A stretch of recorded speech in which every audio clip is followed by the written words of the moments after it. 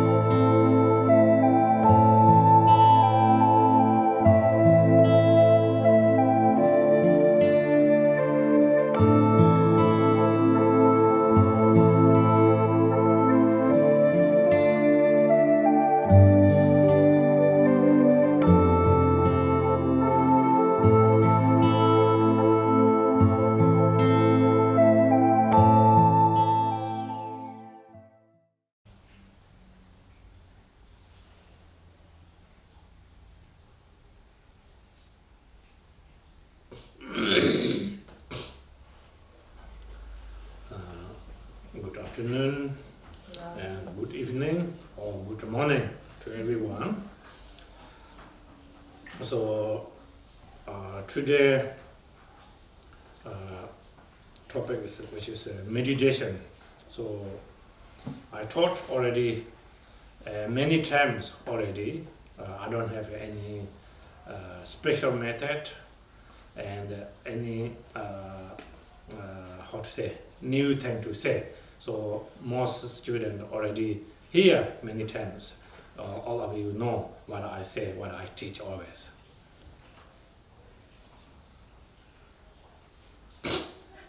Thầy gửi lời chào đến toàn hành thể tất cả quý vị. Như vậy hôm nay chủ đề đạo sư muốn chia sẻ với tất cả chúng ta đó là về phương pháp hành thiền. Thì về chủ đề này thầy đã dạy rất nhiều rồi trước đây.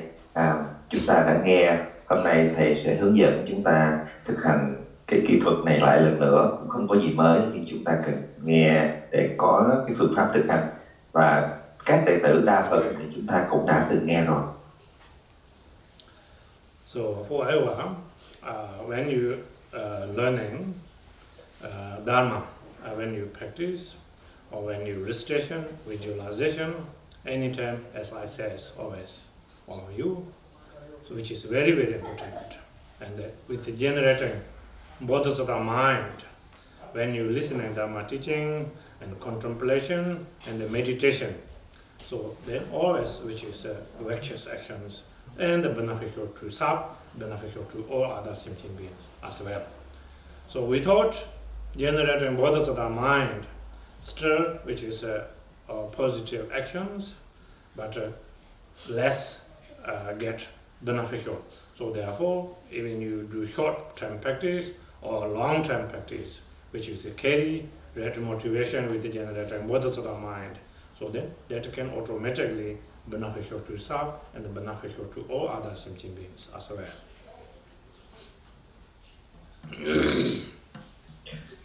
Và một điều quan trọng trước khi chúng ta bắt đầu việc thực hành pháp,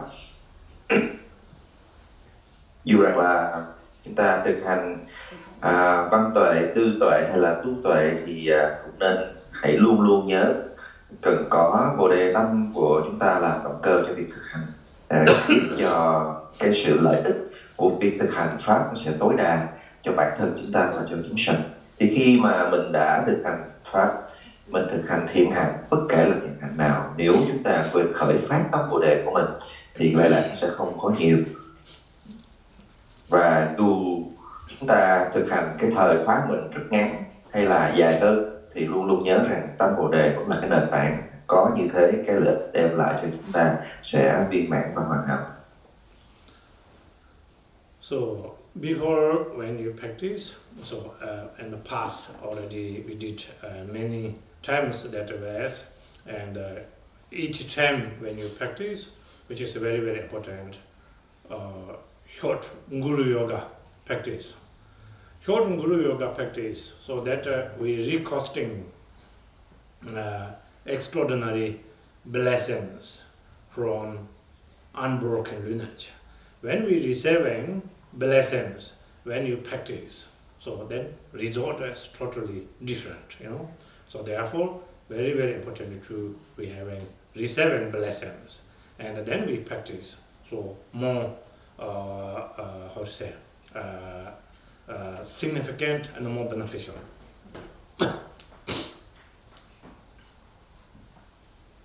Và thêm một điều nữa là sau khi chúng ta khởi phát tâm Bồ Đề rồi, mình nên hành thỉnh lực gia trì thông qua pháp tu Đại Tổ sư Yoga, Guru Yoga, để thỉnh lực gia trì của dòng truyền thừa không gián đoạn. Và khi chúng ta khởi tâm chân thành hướng về các ngài để thỉnh nguồn lực gia trì thì chắc chắn cái kết quả việc thực hành của chúng ta sẽ viên mãn.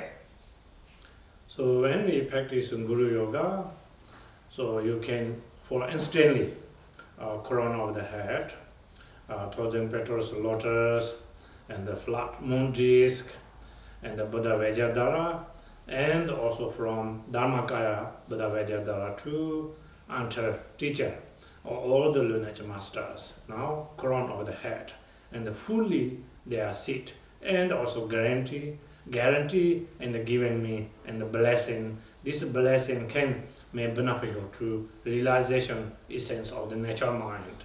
So you don't need to think maybe yes or maybe not, you know. So you can think 100% there.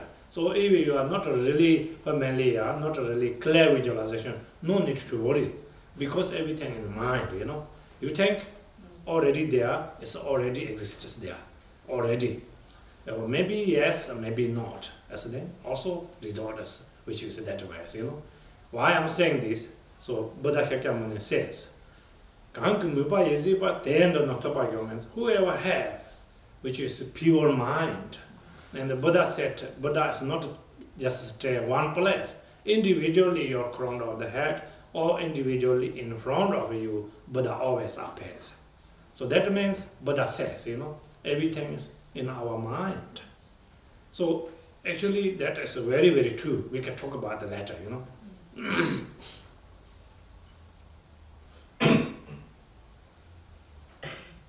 Và đối với kỹ thuật thực hành đạo sư Yoga, Guru Yoga, chúng ta sẽ quán tưởng nơi trên đỉnh đầu của chúng ta một đài sen, và trên đài sen là đài mặt trăng, trên đó xuất hiện được kim can trì, chính là tinh túy của đạo sư, cùng tất cả chư thổ dòng truyền thừa xung quanh.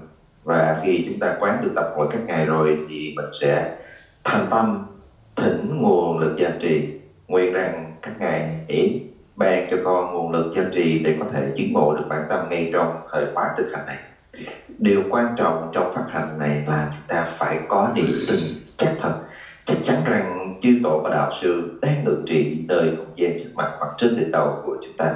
Khi chúng ta có một niềm tin mãnh liệt và chắc chắn thì nguồn lực gia trì cũng sẽ rót vào trong tâm thức của chúng ta, đó là điều chắc chắn. Nếu chúng ta chỉ tính bán nghi thì cái sự gia trì cũng sẽ đi theo như vậy, nó sẽ không có đầy đủ và trọn vẹn. Việc chúng ta quán tưởng đức kim can trì cùng chư tổ có thể là không được rõ ràng ở những cái thời gian thực hành ban đầu, nhưng điều đó không quan trọng. Quan trọng nhất là chúng ta khởi phát được một sự tín âm mãnh liệt vào sự hiện hữu của các ngài để ban nguồn lực gia trì cho chúng ta. Đức Phật đã nói, nếu ai thực tâm tin ta thì ta luôn ở bên người ấy. Như vậy tất cả mọi điều hiện ở trong tâm trí của chúng ta. Nếu chúng ta khởi được niềm tin, chúng ta sẽ có được nguồn lực gia trì của các ngài. So when we start prayer, we sing Padinso Lama Rinpoche Dake Chewa Pemedengyo Kadin Chembogo Nejizon Kosonto Jinguro Chado So you can immediately visualization crown over the head, 1,000 petals lotus, and the flat moon disc. So you can requesting kind Guru, compassion Guru. So not like talk about the Guru man, say you can talk just like you and me, okay? So you don't thinking like myself. So you can thinking that inseparable all the lineage masters, inseparable with the Buddha Vajradhara. So when you thinking that, so then which is very pure, nothing is unpure, you know. So if you thinking just personally, like when I talk about the Guru Yoga, talk about the myself. So we are same ordinary form, ordinary beings. So may you can see manifold, you know. And when you happy, when you everything smooth, and may you devote it to me. And when I make something like unpleasant, and you unhappy, or then between we are crushed, you know. So that is not pure devotions. So that is reason. So always think about, consider Buddha Vajradhara. Then Buddha Vajradhara, visualization, we never able to see any fault. And when we receive a blessing of the full of the blessings. Otherwise, consider if ordinary lama and then visualization crown of the head. So you happy and you can pray. When you unhappy, maybe you complain, you know, and then break some eye also, and not receive blessings. So therefore, always consider Buddha Vajradhara and the recosting blessings. So after that, you can immediately, when we meditation, all the surrounded by Kagyu lamas, Sacha lamas, Nyingma lamas, and the Gelok lamas, all the lamas dissolve into the essence of the Buddha Vajradhara, dissolve into the then one by another into the Buddha Vajradhara crown of the head. So during that time, then you can imagine, you know, like which one is your root guru. You can thinking now essence of the Lama Buddha Vajradhara, but looks like it's actually your Lama, you know. Then you can thinking not like Lama's angry or like very mean face, and you can imagine very loving kind, compassionately, and surrounded by and brilliant light, and they really rejoice and happy and undescribable blessings, that kind. So then after that, loving kind, compassionately dissolve into the light, and the light then dissolve into this we call center channel. We have mainly 3 channels. We can talk about it later, you know.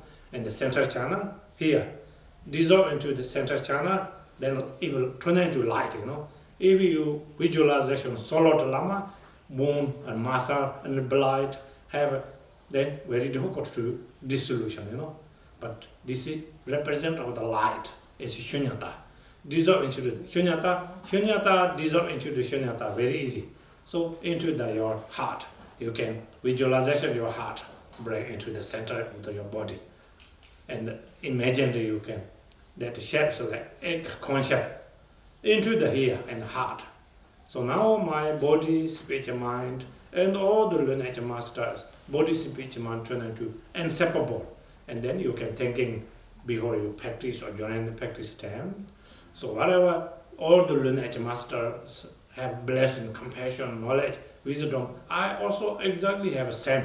So I also can beneficial liberating to other sentient beings as like that way. So, you know, you can carry that motivation whenever you remember and taking empowerment, and you can receive blessings. So then, with our ordinary body, we turn into extraordinary body.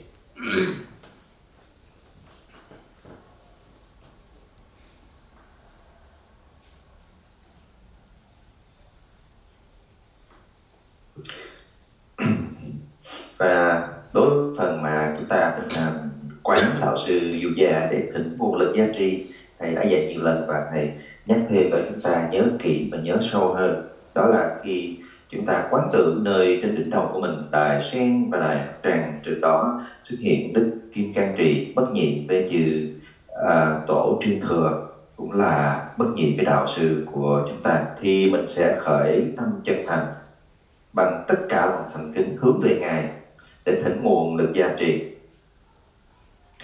Và có một cái điều là khi mà chúng ta quán gọi là Đức Phật Kim Cang Trì bất nhị với đạo sư đó, nghĩa là chúng ta quán tất cả chư tổ truyền thừa, tất cả sự chứng ngộ của các ngài chính là hiện thân trong Đức Phật Kim Cang Trì. Và nơi Đức Phật Kim Cang Trì chúng ta quán đó chính là đạo sư của chúng ta. Ở chỗ này chúng ta lại thấy rằng chúng ta không nên nhìn đạo sư như là một hình tướng của vị thầy thông thường.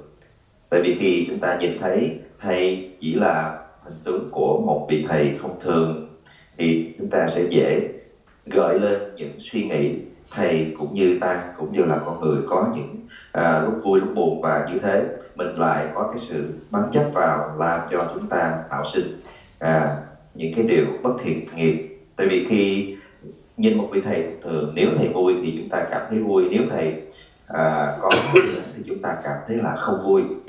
Và chính những cái không vui, những cái sân hận, những cái giận dỗi, những cái than phiền, những cái trách móc đó sẽ làm cho chúng ta bị tạo nghiệp. Do vậy ở đoạn này chúng ta cần phải quán rằng tất cả các chư tổ truyền thừa của tất cả các dòng phái trong 4 dòng phái chính, từ Kagyu, từ Gelok, từ Segar, từ Nibbana sẽ đồng tan hòa vào người Đức Kim Cang Trì. Như vậy Đức Kim Cang Trì chứa được toàn bộ tinh túy giác ngộ của tất cả các ngài, nhưng lại trong hình tướng của đạo sư chúng ta, cái tinh túy của ngài chính là chư Phật Đà Bồ Tát, chính là Đức Kim Cang Trì. Và khi quán như vậy thì chúng ta sẽ thấy rằng là ngài sẽ chứa được toàn bộ tinh túy của sự giác ngộ. Tiếp theo chúng ta sẽ quán ngài vô cùng từ bi hiền hòa, và ngài tan thành luồng ánh sáng với một cái năng lượng của sự cực hỷ, của Đại Lạc, của sự giác ngộ. Thì cái luồng ánh sáng mà ngài tan hòa đó sẽ quán ở trong cảnh giới của tánh không, để nó hoàn toàn tan vào nơi kinh mạch trung ương của chúng ta. Thì chúng ta có 3 kinh mạch, ở giữa chính là kinh mạch trung ương. Cái luồng ánh sáng nó tan vào trong cái kinh mạch đó, đi xuống và hoàn toàn hòa quyện vào, chứa tràn ở trong tâm thức của mình như một cái vỏ ốc xà cừ nơi tâm của chúng ta. Khi mà chúng ta quán tới đây thì toàn bộ thân khẩu ý của chúng ta sẽ bất nhị với thân khẩu ý của đạo sư, bất nhị với tất cả chư tổ truyền thừa.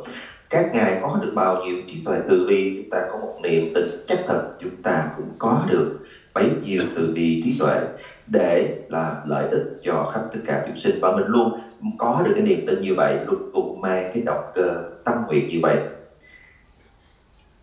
Và khi chúng ta có được cái cách thực hành, chúng ta nhớ cách thực hành này, thì trong cái phần chúng ta thực hành tạo sự dịu dàng hay tất cả những cái sự thực hành quán đẳng khác, thì chúng ta sẽ biến hóa cái thân tướng, cái thân tâm thông thường của chúng ta trở nên phi thường.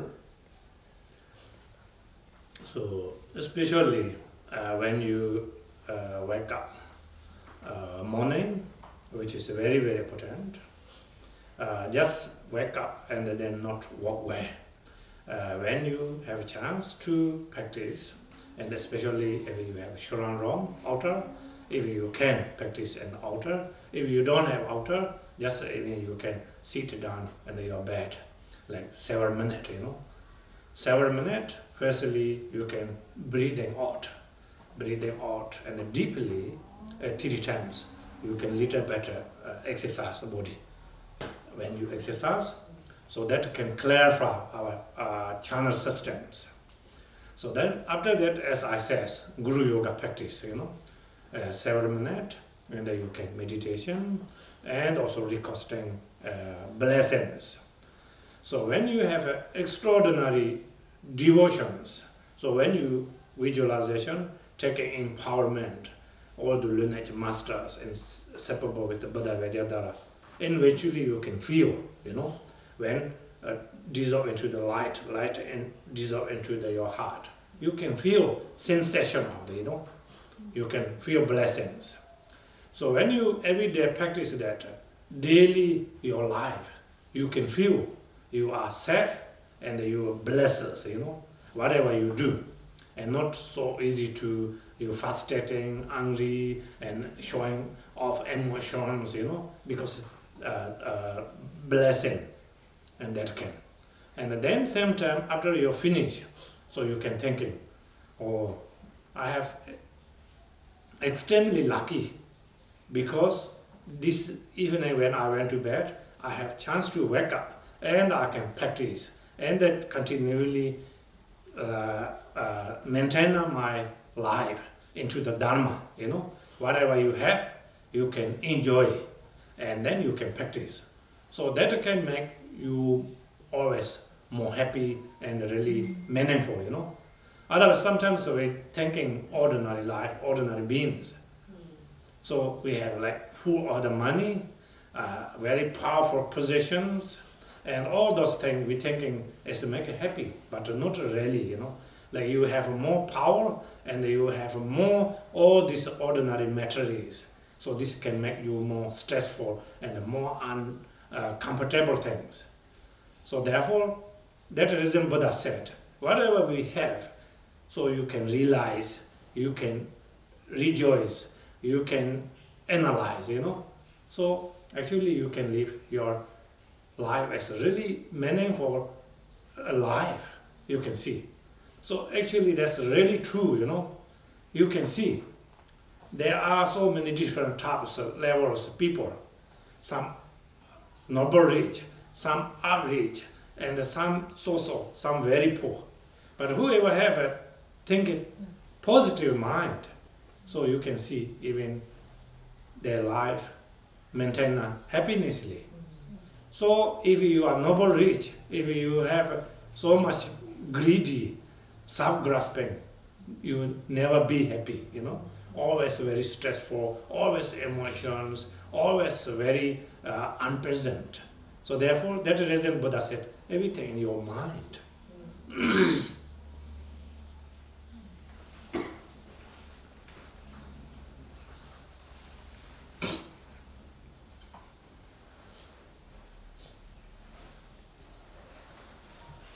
Và đặc biệt là khi buổi sáng đó, thức dậy sáng sớm thì chúng ta đừng quá vội vàng lao xuống để mà chạy nhanh vào trong cái cuộc sống bận rộn hàng ngày. Và buổi sáng sớm lúc vừa thức dậy mình nên dành ít phút cho việc thực hành. Có thể là chúng ta thực hành ngay ở trên cái giường của mình hoặc là nơi phòng thờ, nơi chúng ta thực hành. Đầu tiên vẫn là chúng ta hít vào thở ra để cho không khí nó được đi vào trong cơ thể mình. Thứ hai, chúng ta làm vài cái động tác để mà thư giãn cơ bắp. Và thứ ba là chúng ta ngồi xuống để thực hành đạo sự dịu dàng như những bước thầy đã hướng dẫn chúng ta. Thì khi mà mình thành tâm thực hành, chúng ta sẽ có được cái sự gia trì của các ngài và chúng ta sẽ cảm nhận được cái nguồn lực gia trì đó như là một cái năng lượng tích cực nó luôn gìn giữ trong tâm của chúng ta. Và thông qua cả ngày, cái tâm của chúng ta nó cảm thấy rất là nhẹ nhàng, nó cảm thấy là được chở che, nó cảm thấy rất là an bình trong suốt cả ngày đó. Nó không có vọng động hay là chạy theo bất kể những cái nghịch cảnh bên ngoài quá nhiều. Và khi mình thấy được cái sự lệ lạc như vậy, chúng ta phải khởi nêu cái niềm hoan hỷ là mình đã có được cái cơ hội tuyệt vời để mà gặp được giáo pháp, để mà thực hành giáo pháp. Thì khi chúng ta gặp giáo pháp thực hành, mình thấy được lợi lạc thì mình lại càng ham thích hơn, mình vui hơn, và mình từ cái vui đó mình lại có được cái cơ hội thực hành nhiều hơn nữa. Vì nếu mà chúng ta nhìn rộng ra mình không có pháp thì nhiều khi một đời người cứ mãi chạy đuổi theo những cái vật chất bên ngoài, những cái quyền lực. Vốn dĩ chúng ta nghĩ rằng có được những cái điều ấy sẽ có được thật nhiều hạnh phúc. Tuy nhiên nếu có được những cái điều ấy mà không có sự thực hành thì chắc chắn cuộc sống của chúng ta sẽ cảm thấy rất là căng thẳng thông qua nhiều vấn đề xảy đến với mình. Đức Phật dạy rằng hãy thiểu dục trì túc, hãy ít ham muốn và biết đủ với những cái chúng ta đang có thì tâm chúng ta sẽ có được cái sự an bình nhiều hơn. Dù bất kể là chúng ta đang ở hoàn cảnh nào, chúng ta có thật là nhiều tiền bạc, chúng ta đang giàu sang sung sướng, hay là ở một cái hoàn cảnh trung lưu khá giả, hoặc là ở trong hoàn cảnh còn nhiều khó khăn. Nhưng chỉ cần chúng ta có được pháp, chúng ta có được tâm hướng về sự thực hành, thì hoàn cảnh nào chúng ta cũng vẫn có được cái sự thăng bằng trong tâm thức, vẫn có được cái sự an bình hỷ lạc trong tâm thức của chúng ta. Okay, yeah, we can practice short Guru Yoga first. Chúng ta thực hành đạo sư dịu dàng theo sự hướng dẫn của thầy. Oh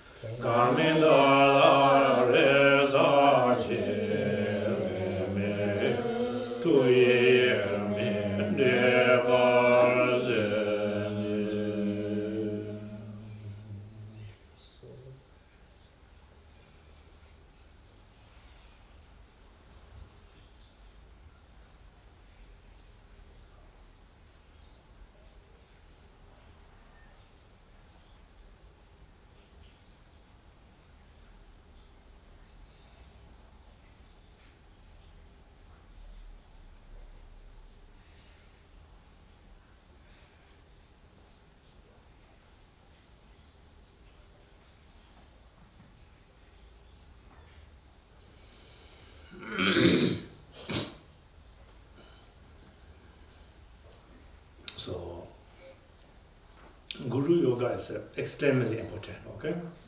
So, when we practice, we got a result or not. That depends really in the blessings. So, without devotion, without compassion, very, very difficult to get a good result. So, firstly, without devotion, unable to receiving blessings, you know. Without compassion, cannot able to purify negative karma. So therefore, these two things main key points when we practice Dhamma.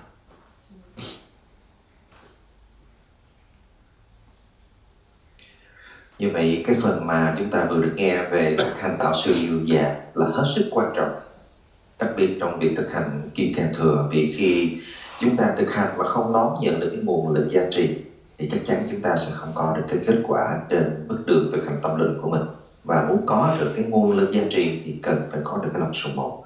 Thì như vậy, đây là hai điều tối quan trọng ở trong việc thực hành pháp. So, when we have extraordinary devotions, how to walk, like for example, I think most our students read 100,000 songs of Milarepa, and also I guess many students already watching Milarepa history movie, you know. So movie is just a movie, but they are followed by 100,000 songs, Milarepa, you know. So when Marpalosa was passed away already long time ago, so then Milarepa skipped mountain to mountain. Well, so when he skipped mountain to mountain, and during that time, he have a long time no food, nothing to eat, even no drink. And then his body is getting weak. Then Milarepa thought, so I give up too much my life, you know. I should look after myself. So when that thought comes, then Milarepa standing up and walk outside the cave. So when he walked outside the cave, thinking, I set up fire, dry wood. So he tried to break inside, grab some timber, and then suddenly comes very strong wind. When strong wind comes, so then Milarepa analyzed. So many years I practiced solitary, silent retreat.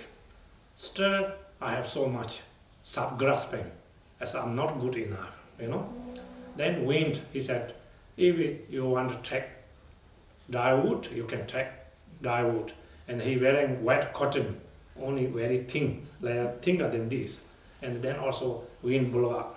Then he said, if you want to take, also take my white cotton.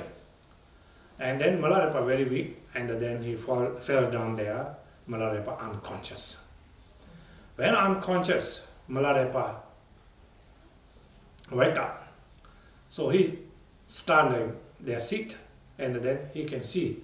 And before that direction, his teacher, Mapa Lota, was live that area, in the top of the mountain. And then coming suddenly, very bright claw coming out from mountain sides. So then he missing so much his guru. So he's singing Poha, realization song, you know.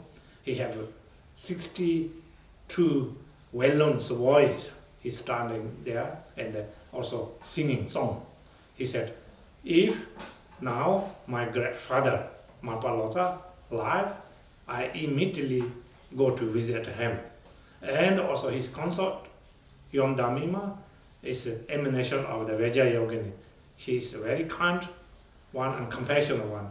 If she's still alive, I wish him to go visit and there. And then he's singing song. So Mapalota immediately appears in the front of Milarepa.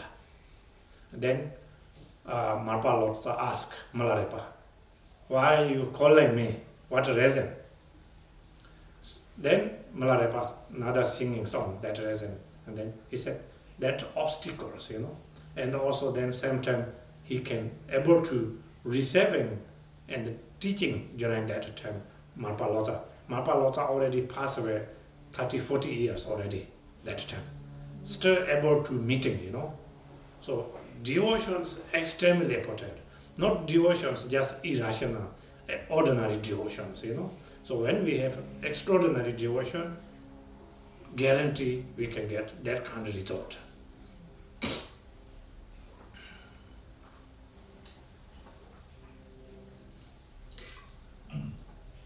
Khi nói đến sự sung một phi thường thì nó sẽ giúp cho chúng ta có được cái sự giác ngộ trên con đường tu tập. Và nó sẽ hiện hữu như thế nào? Chúng ta đã đọc về Triết Đạo Ca Toha của Đức Milarepa. Chúng ta cũng đã xem phim về cuộc đời của Ngài. Phim được thể theo tất cả những cái sự kiện của cuộc đời của Ngài, nhưng cũng không thể nào lột tả hết được cái sự giác ngộ của Đức Milarepa, đặc biệt thông qua việc khởi được lòng sùng một chân thành tha thiết của mình hướng về đạo sư của Ngài, tức là Ngài Mapa, Đại Dịch Giả Mapa. Thì trong kinh nói lại rằng khi Mapa đã tịch diệt, Milarepa Ngài lang thang ở trong các hang động để thực hành thiền định nhập thất giữa những cái ngọn núi tuyết trong nhiều năm.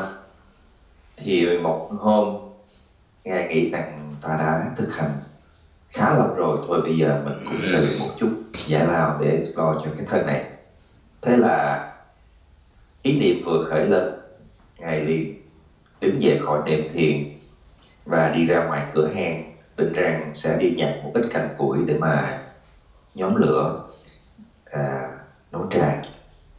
Nhiều năm nhập trong hang, trên người Ngài không còn quần áo, chỉ còn một tấm vải che thân. Thì khi vừa đi ra đến cửa hang, bỗng nhiên một cơn gió mạnh nổi lên và thổi văng đi tấm vải duy nhất còn lại ở trên thân thể của Ngài.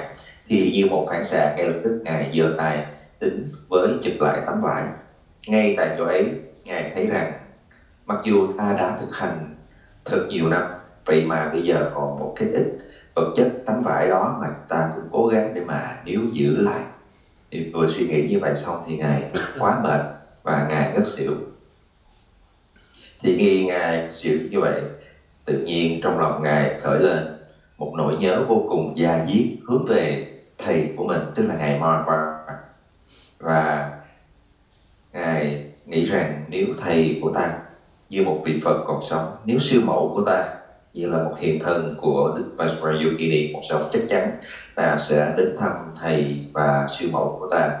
Ngài hướng về nơi không gian trước đây Ngài Marva và sư mẫu từng sống, chắp tay lại để mà đọc bài chứng đạo ca, nói lên nỗi lòng của mình. Thì ngay lập tức nơi không gian ấy xuất hiện trên bầu trời đám mây và Ngài Marva thể hiện ngay trước mặt của Venerable và đã ban cho Ngài một bài pháp nhũ. Như vậy rõ ràng là khi Marva đã tịch diệt nhiều chục năm, nhưng với lòng sùng mộ chân thành thì Đức Milarepa vẫn có thể gặp được linh kiến của đạo sư của mình. Và điều đó chỉ có thể xảy ra khi Ngài có được một cái lòng sùng mộ chân thành. Do vậy đó là cái cách thức mà chúng ta cần phải khởi phát để có được cái sự chân thành ở trong lòng sùng mộ của chúng ta, hướng về đạo sư của mình, hướng về Tam Bảo. So that part, when we have extraordinary devotions, so that kind we can get result. So secondly, compassion, I think already know many students. Like for example, Asanga story, Asanga is a great scholar in Tibet Buddhism, coming from India. So when he was a first time practicer Buddha Mettaya, first 2 years, then second 2 years, after that also several years. And he practiced very diligently. And at that time, not much raising up compassions. And he gave up many times, coming out. And he can see Buddha Mettaya, but cannot able to recognize Buddha Mettaya. First he see old lady and putting in the river and the bird feather, wrapping in the mountain, want to make small. That was also emanation of the Buddha Mettaya. But because obscuration can cover, not develop compassion, cannot recognize.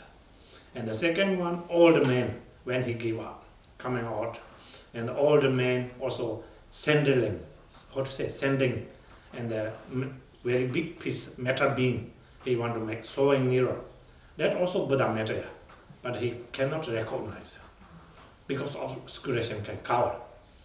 Then he regret, go back again. Then third time, so again he give up and also coming out. And far away, he can see one dog, like lower part totally damaged and dead, and the rotting, and all the worms moving in the body, and the very smelling, so much suffering, and the top part still alive, angry and barking. When Asanga can see that, extraordinary compassion rising up, like how to I can able to help this suffering,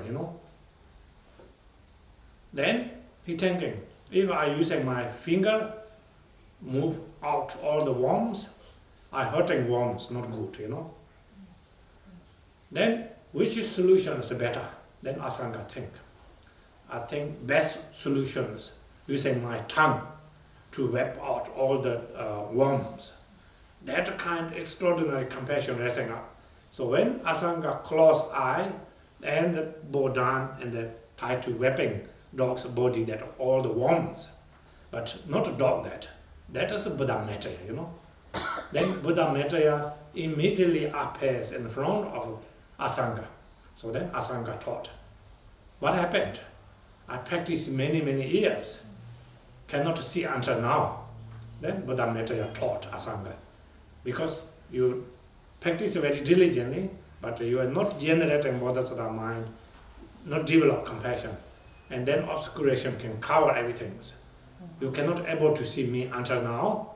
So today, you're raising up extraordinary compassions, so that can purify past, present, future, all your negative karma result. So that reason you can see me face to face. So then, if you don't believe, so now I can stay in your right shoulder. You can walk this village. You can ask everyone anything in my shoulder. So then, Asanga walk around in that village. So Asanga ask everyone anything in my shoulder. Then one very old lady saying, you carry that dog's body in your shoulder. Only one. She have less negative karma, only see. Rest of the no one can see. Because obscuration can that much cover, you know. When for instantly comes compassion to anyone who ever need, like difficult situation, so that can completely purify negative karma. Compassion and the devotion is extremely important when we practice. Without this true, then like no eye, you know, we cannot see all the beautiful things.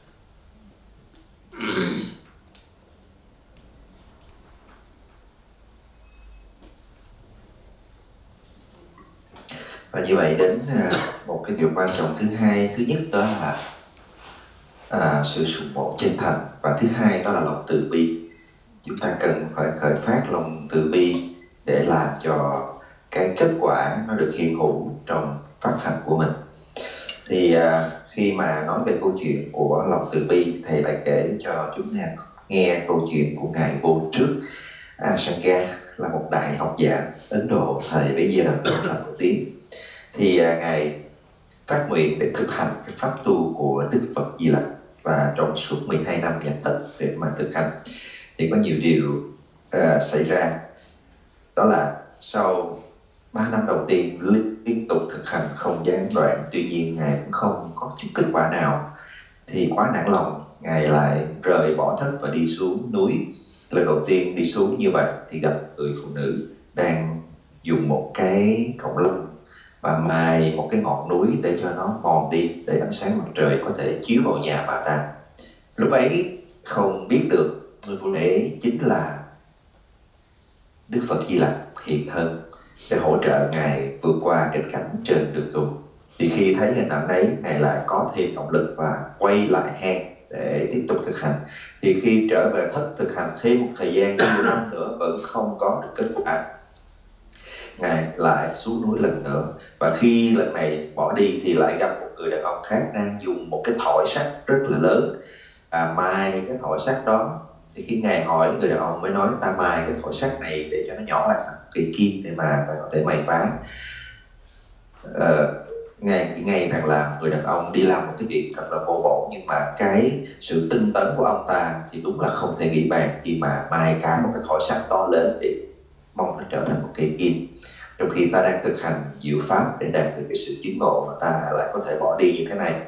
Thì ngài nhìn vào đấy và lại có thêm động lực trở về hang tiếp tục tu tập, và cũng không biết rằng người đàn ông ấy cũng chính là Đức Phật Di Lặc thị hiện để hỗ trợ ngài trên con đường thực hành. Cho đến lần thứ 3, ngài sau rất nhiều năm thực hành, ngài một lần nữa lại đi xuống núi. Và khi ngài trên đường ngài đi xuống núi vào trong một thị trấn thì gặp một con chó bị thương nặng đang nằm ở trên vệ đường, mà một nửa thân phía sau thì đã bị dòi bọ đứt khoét gần hết, và con chó cũng gần chết tới nơi, rất đau khổ, mùi hôi thối xông lên nồng nặc. Tuy nhiên ngay lúc ấy thì lòng từ bi của ngài lại trào dâng trong tâm với một mong muốn phải làm sao để cứu con chó khỏi cái sự đau đớn của những con dòi bọ đằng đục này.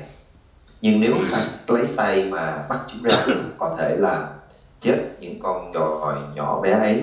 Do vậy ngài quyết định là dùng lưỡi của mình để liếm từng cái con dòi nó ra khỏi cái thân của con chó.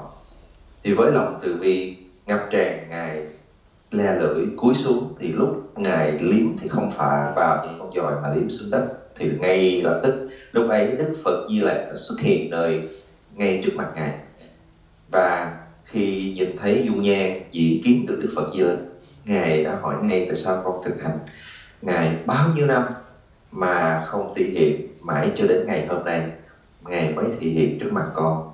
Thì Đức Phật Di Lặc nói rằng là con đã thực hành rất nhiều, tuy nhiên lòng từ bi không đủ để làm cho cái sự chứng ngộ của con nó đạt đến mức độ tột cùng. Hôm nay với động vừa rồi thì con đã tịnh hóa đi được tất cả những cái ác nghiệp ác chướng còn lại. Và khi những cái lỗi lầm ấy đã được tiêu trừ thì con có thể thấy được linh kiến của ta. Còn nếu không tin, con cứ cõng ta trên vai đi một vòng vào trong làng để hỏi xem có ai thấy được ta hay không. Đúng như vậy, thì Ngài vô trước cõng Đức Phật Di Lặc trên lưng đi vào trong làng hỏi ở đâu rằng là có thấy ta cõng hay không, thì tất cả đều lắc đầu. Duy nhất chỉ có một phụ nữ già với cái nghiệp còn lại khá mỏng thì bà ta mới nói ông đang cõng một con chó già chứ gì.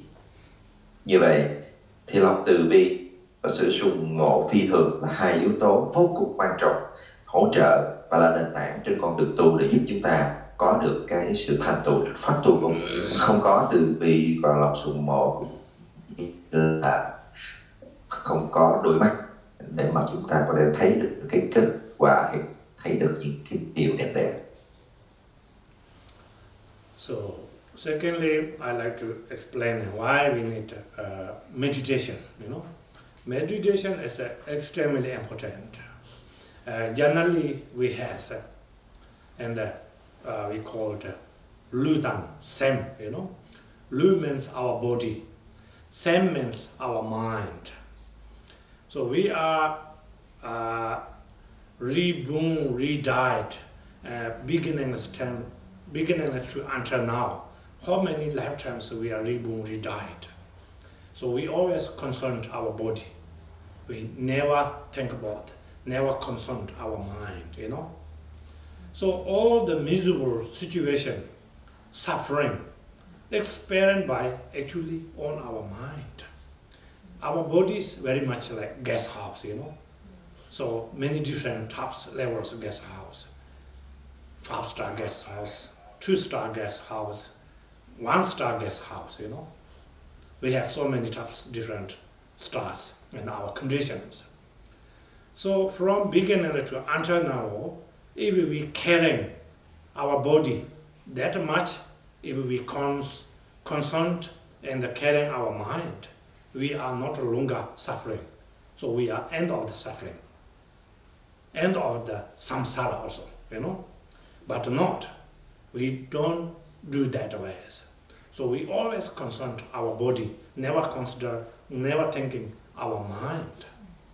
So that reason we always saying, my body, my possession, my material, my family, my country, my relatives, my family, always coming, my, When all those things comes, so create so much negative karma. And also this can making so much also suffering. So if that much we concerned and caring to our mind, so now we can, in order to using meditation method, And when we practice meditation, we have also 2 different ways, Jegom and Jogom. Jegom means examiner, search. And Jogam means whatever you understanding, whatever you have, this object without any searching, and you can focusing and the meditation. So only that can able to help us, our mind, contentment, and make a very calm and a very peaceful mind.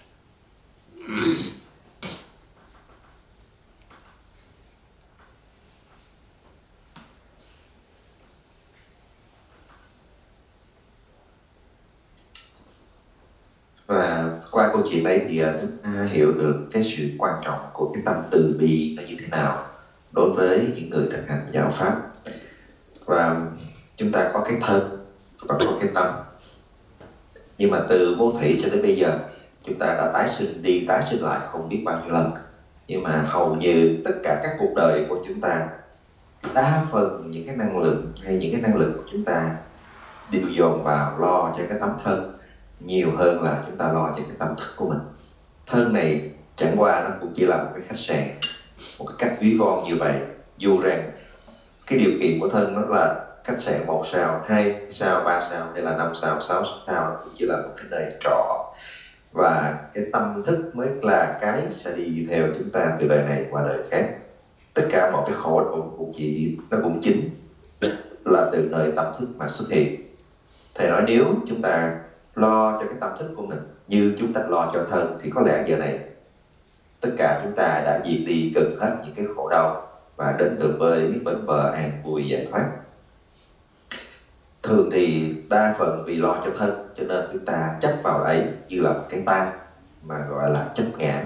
Cái sự chấp ngã nó ngày càng trầm trọng hơn, và không chỉ chấp ngã mà chấp luôn tất cả những cái gì mà chúng ta nghĩ thuộc về cái ngã đó, mà trong đạo pháp gọi là ngã sở, chẳng hạn như tài sản của tôi, nhà cửa của tôi, gia đình của tôi, người thân của tôi, vân vân và vân vân. Như vậy thì những cái điều chấp ngã đó về lâu về dài nó lại càng làm cho chúng ta tạo thêm nhiều nghiệp và giữ chúng ta lại ở vòng sinh tử luân hồi. Do vậy nếu chúng ta thật sự muốn có được sự giải thoát, chúng ta hãy lo cho tâm thức của mình thông qua các pháp thực hành, và đặc biệt là pháp hành thiền mà thầy hướng dẫn chúng ta. Thì đối với hành thiền chúng ta có hai phương pháp, là một cái phương pháp thứ nhất là nghiên cứu để đọc hiểu về kinh điển, và thứ hai là đưa tất cả những phương pháp đó vào ngay trong cái pháp thực hành yoga.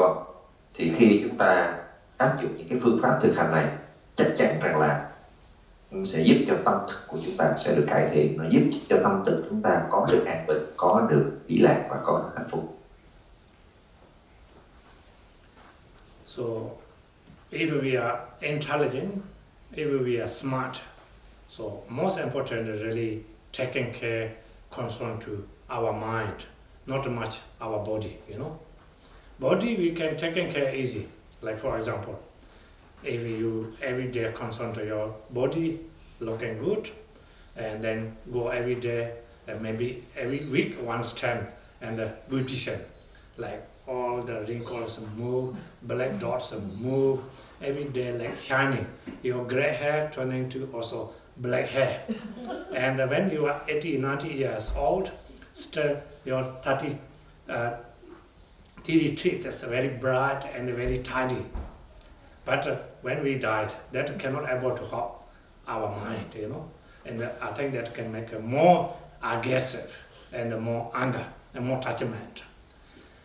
And like if you taking care of your mind, like I can like show you, for example, you know, when I was last time in Nepal, next to monastery, there everybody throw rubbish and dump.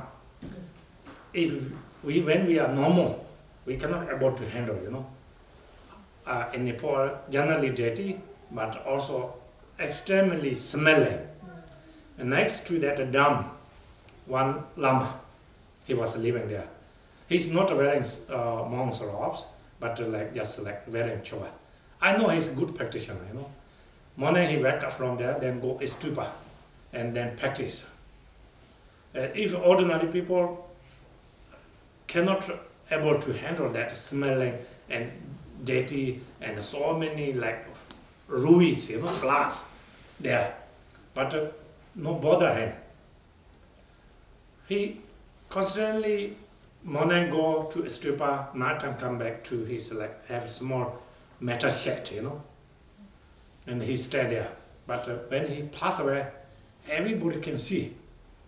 And the top of his metal shed, so many different types of colors, rainbows. And then some people are smart, you know, they take his body, he have no family, no relatives, take cremate into the cemetery. All this big bone, you know, that like some four arms image, some red some thousand arms can see very clearly picture coming. He doesn't care his body, he care his mind, you know. Then all those miracle things comes. So only miracle making by really we practice very seriously, that way, you know. But our ordinary perception, our ordinary mind, unfortunately, we don't know how to take care of our mind. We only concern to our body.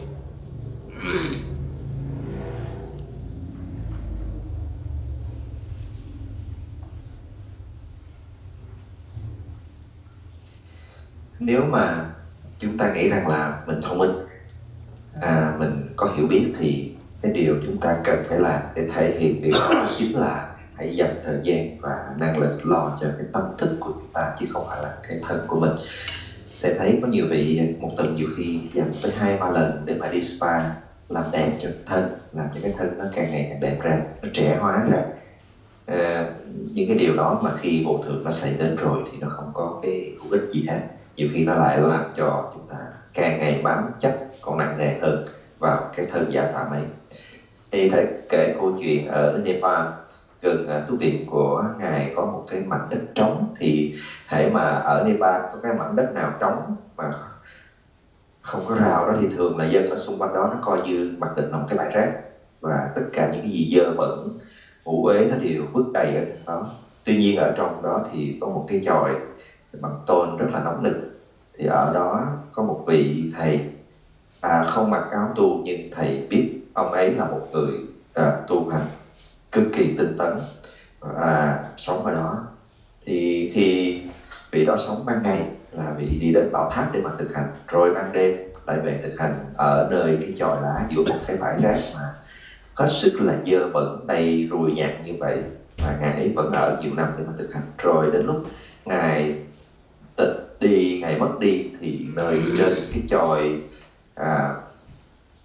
chòi của ngài ở hiện ra rực rỡ hào quang sáng rỡ, và người ta đem xác của ngài đi thiêu. Thì nơi cái phần tro cốt còn lại, những cái xá lợi đó hình Đức Quan Thế Âm, tứ thủ và Bồ Tô hiện ra rất rõ ràng nơi cái xá lợi mà ngài đã để lại. Thì cái câu chuyện đó là một câu chuyện thật, để thấy rằng cả cuộc đời ngài chẳng có hề quan tâm gì đến cái thân của mình, và toàn bộ thời gian ngài chỉ lo cho cái sự phát triển tâm linh của mình. Và cái kết quả rằng là chỉ một thời gian ngắn ngủi của đời người mà ngài đã đạt được quan vị của sự giác ngộ trong tu tập. Nó khác hoàn toàn với cái cách thức mà chúng ta đang sống hiện nay, là thường chỉ có dành thời gian để lo cho cái thân của chúng ta mà thôi. So don't misunderstand it, okay? When we practice Dharma, we need to give up our body, not like this. Of course, we're taking care of our health, which is very, very important. And our mind and our body not together. So then also no chance to practice Dharma, you know? So unless you are already enlightened, but that's not. So we can choose Lu and the same, our mind and our body, so we can more focusing in our mind. So when we practice in that way, so we can many different methods. There are meditation method we can able to use, and then we can analyze or realization essence of the natural mind.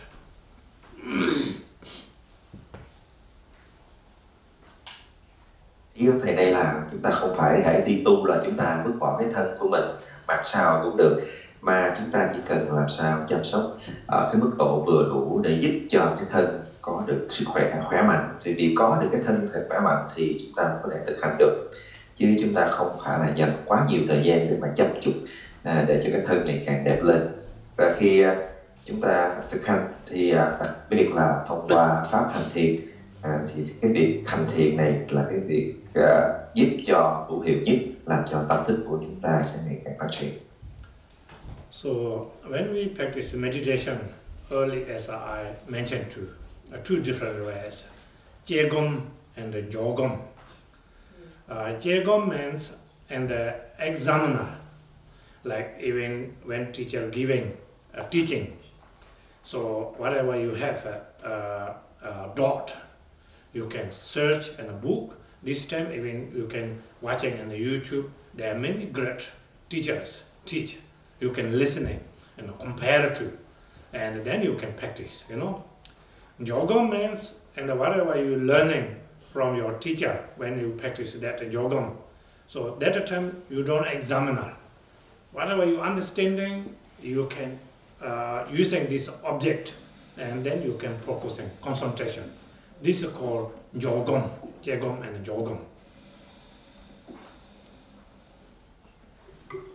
Đối với phương pháp hành thiền thì có hai cái phần được phân ra, đó là Jegom, tức là chúng ta sẽ lắng nghe giáo pháp, chúng ta phân tích rất là kỹ lưỡng, mình nghiên cứu đi nghiên cứu lại, mình so sánh và tìm thêm những cái môn khác để mà có thể có được cái hiểu tường tận hơn về cái điều mà đã lắng nghe, và nó sẽ cần một thời gian rất dài để chúng ta làm cái việc đó, rồi sau đó mới đưa vào thực hành. Còn cho con là chúng ta sẽ nhanh chóng đưa ngay cái đề mục mà chúng ta vừa được nghe, vừa được nắm bắt vào ở trong việc thực hành. Beginning, when you practice beginning practitioner meditation, don't do too much jegong, because if you too much academic, if too much searching, so then this can make more confusions. Very difficult to you can concentration and practice. Whatever you receive, whatever you understanding, using this method, and then try to you can build up concentration.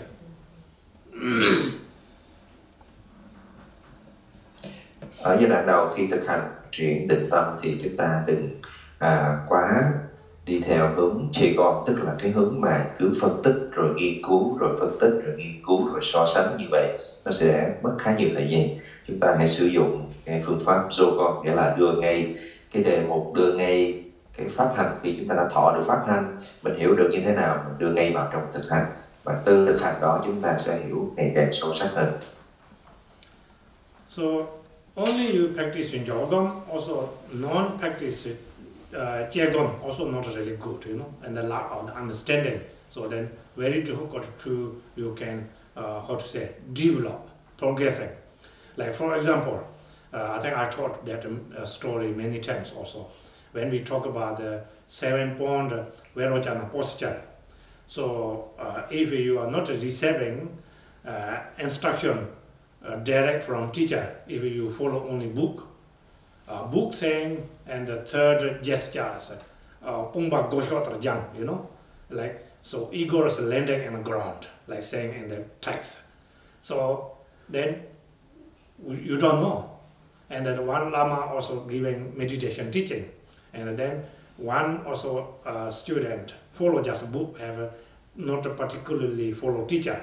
So then that teacher, student asked teacher, and when he met that Lama, said, I practice meditation, one part is very difficult, he said. So then he asked, what part difficult? So when I practice 7-point Vairocana posture, so they are saying, like ego is landing in the ground, you know, that gesture is very difficult. Then he asked, how do you practice? So he said, when I practice this method, like I do shoulders like this, you know, and I stay. She said, oh, so pain, very difficult. So then Lama explained it. So not like this, you know, you sit, your shoulder a little bit bend behind, not like hanging up that way. And then she's very happy, and then after that follow that Lama, you know. If we follow just a book, and then turn into like this. Như vậy khi mà bước vào việc thực hành đó thì chúng ta thực hành cho con, nhưng mà cũng không có nghĩa là hoàn toàn chúng ta bỏ qua chê con. Và nếu như vậy chúng ta chỉ thực hành mà không có dành thời gian để mà chúng ta tìm hiểu thêm thì cũng rất là khó để chúng ta đi xa. Và nhiều khi nó lại cũng có cái sự hiểu lầm trong pháp hành. Thầy đưa ra cái ví dụ đó là về cái việc thực hành ngồi thiền, bắt đầu bằng tư thế ngồi 7 điểm luyện tâm. Thì trong cái phần thực hành này có một cái vị đệ tử không có đi theo một vị đạo sư mà chỉ đọc những cái hướng dẫn thông tin ở trên trang mạng hoặc là trong sách thôi. Thì cho đến cái một hôm đó gặp cái vị Lama hướng dẫn thực tiễn, thấy cái vị này ngồi ở một cái tư thế hành thiền rất là lạ, là chân xếp bằng nhưng mà hai tay lại vươn thẳng ra ngoài. Thì khi mà thấy như vậy thì cái vị này mới hỏi rằng là liệu rằng là thưa thầy, là con thực hành như vậy có đúng không? Tại vì con đã đọc rất là kỹ, con thực hành rất là nhiều trong sách. Tuy nhiên là ở cái phần hướng dẫn thứ 3 thì nó là tư thế như là một con đại bàng vừa hạ cánh xuống mặt đất. Thì với cái tư thế ngồi như vậy, hai tay cũng dang ra giống như cánh chim đại bàng, thì nó quá là mỏi đi, không thể nào ngồi lâu được. Thì vị đạo sư từ tốn nói rằng là không phải là như vậy, mà là con phải thực hành như thế này, thế này và thế này.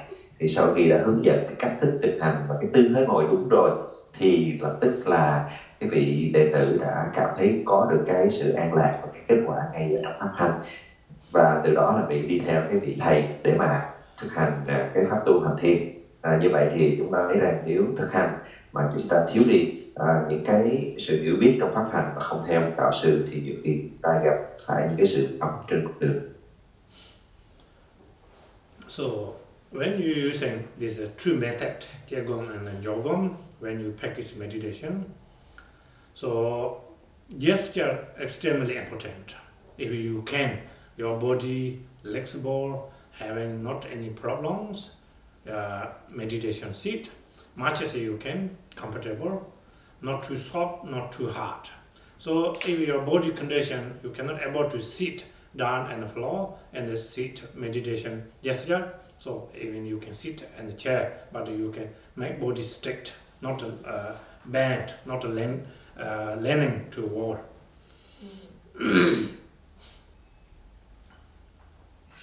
Khi mà nói đến các tư thế trong việc hành thiền thì đây là phần vô cùng quan trọng cho bất kỳ cái pháp hành thiền nào, đặc biệt là cái tư thế.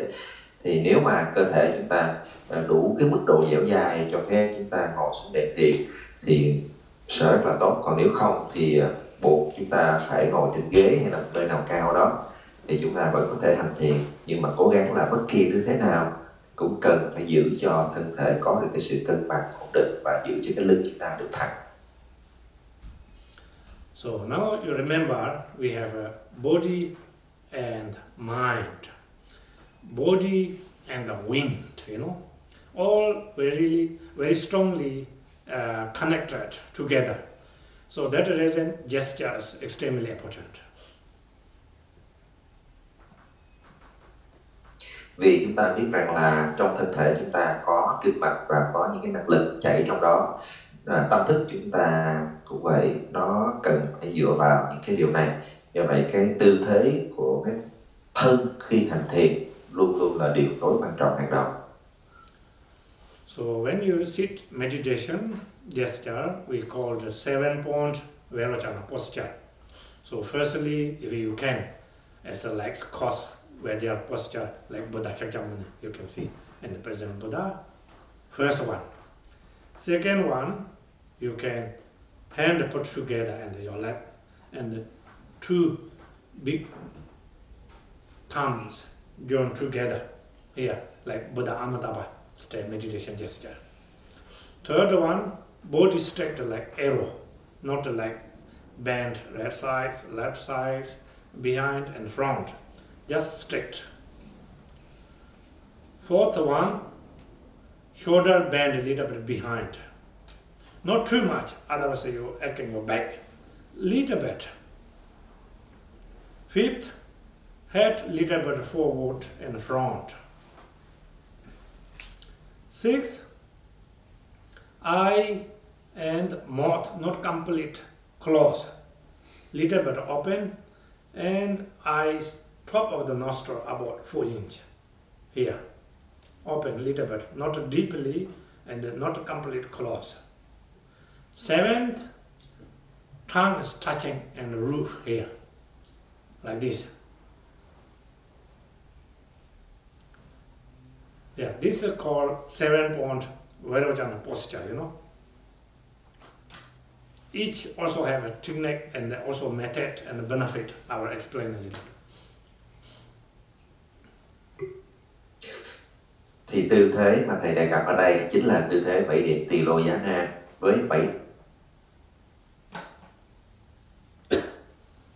điểm được hướng dẫn hết sức lệch già, bắt chéo hai chân như hình của Đức Thế Tôn ở phía sau lưng đạo sư. Hai tay chúng ta ngửa lên đặt nơi chân và tay trái đặt dưới, tay phải là trên, hai ngón cái chạm vào nhau. Thứ ba, giữ thân thật là thẳng, không có ngửa ra mặt sau hay là nghiêng tới phía trước. Thứ tư, hai vai chúng ta hơi kéo ngược ra mặt sau, kéo nhẹ ra mặt sau để giúp cho cái thân nó được thê thẳng. Thứ năm, đầu hơi cúi nhẹ về phía trước. Thứ sáu, mắt nhắm hờ, không mở cũng không đóng, nhắm hờ nhìn xuống cách mũi khoảng 4 inch về phía hơi xéo xuống dưới. Và thứ bảy, đó là cái phần lưỡi của chúng ta sẽ uốn lên để chạm tới cái góc của cái hàm trên và cái góc của răng trên. Tất cả mọi cái tư thế này nó đều có những cái lợi ích, lợi lạc mà thầy sẽ giải thích cho chúng ta nghe. So first one, when we legs cross with a Vajra posture, so that's significant. So all the we can negative energy, negative channel systems block, because when we crossing legs, you know.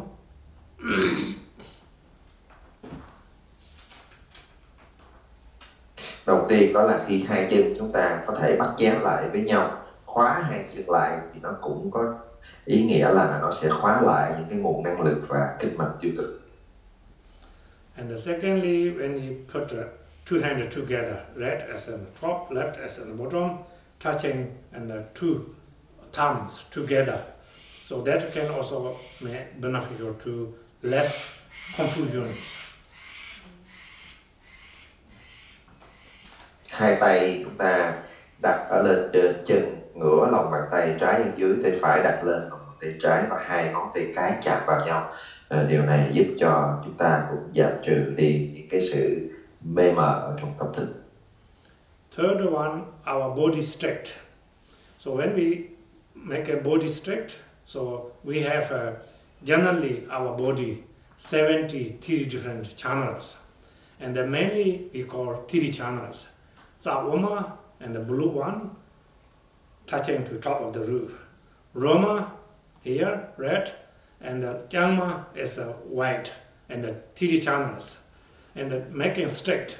When 3 channels straight, this all the wind circulation, everything which is circulating very smoothly. So that reason very important to body straight. Tiếp theo, thứ ba đó là thân chúng ta cần phải giữ thẳng, tại vì trong thân mình hàm chứa 73 hệ kinh mạch quy tụ chủ yếu trong 3 cái kinh mạch chính, là kinh mạch trung tâm ở giữa và 2 kinh mạch trái phải hai bên. Thì khi chúng ta giữ được cái thân thẳng thì cái kinh mạch chúng ta cũng nương theo đó mà thẳng thớm theo. Và khi kinh mạch thẳng thì toàn bộ những cái năng lượng gió ở trong kinh mạch nó được lưu chuyển thông thoáng và thẳng thớm, dẫn đến tâm thức của chúng ta được cũng sáng tỏ và rõ ràng. Fourth, yeah, shoulder bend little bit behind, so that can able to help also this ignorant attachment, and this all the system, a channel will be blocked, and also wisdom channel is open, and the head and the shoulder together.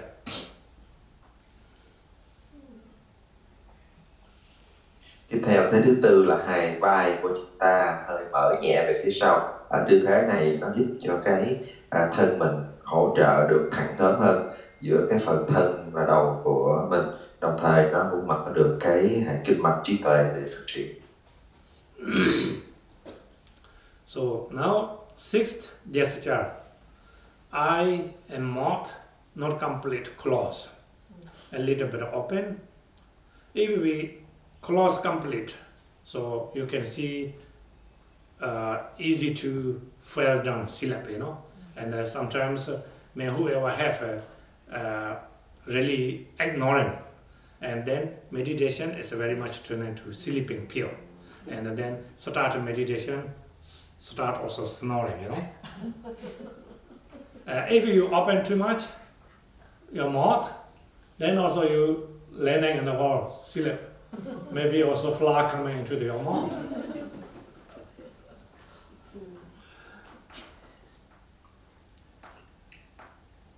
Và phần thứ tư, thứ năm là vai và đầu chúng ta thì có chung một cái tác dụng là khi chúng ta mở vai ra và đầu hơi cúi lại thì nó sẽ khóa đi những cái kinh mạch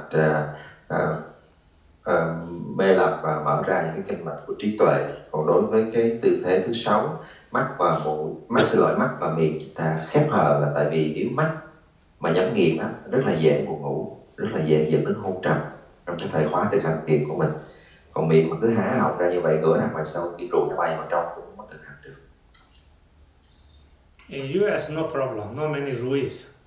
In Australia, Vietnam need to be very careful. If you open mouth and the sleeping fly coming into your mouth, then if you are non-vegetarian, you turn into eating meat.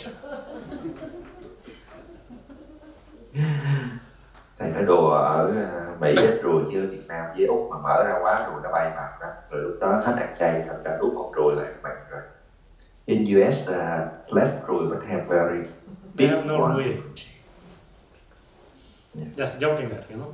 So when you are not open complete, little bit open, so that represents of the wisdoms, you know. If we complete close eye and mouth, and then turning to which is darkness, so then very difficult also meditation, you know. And sometimes even so many distractions, so you can little while close, and then you more focusing, easy to concentration, you can open.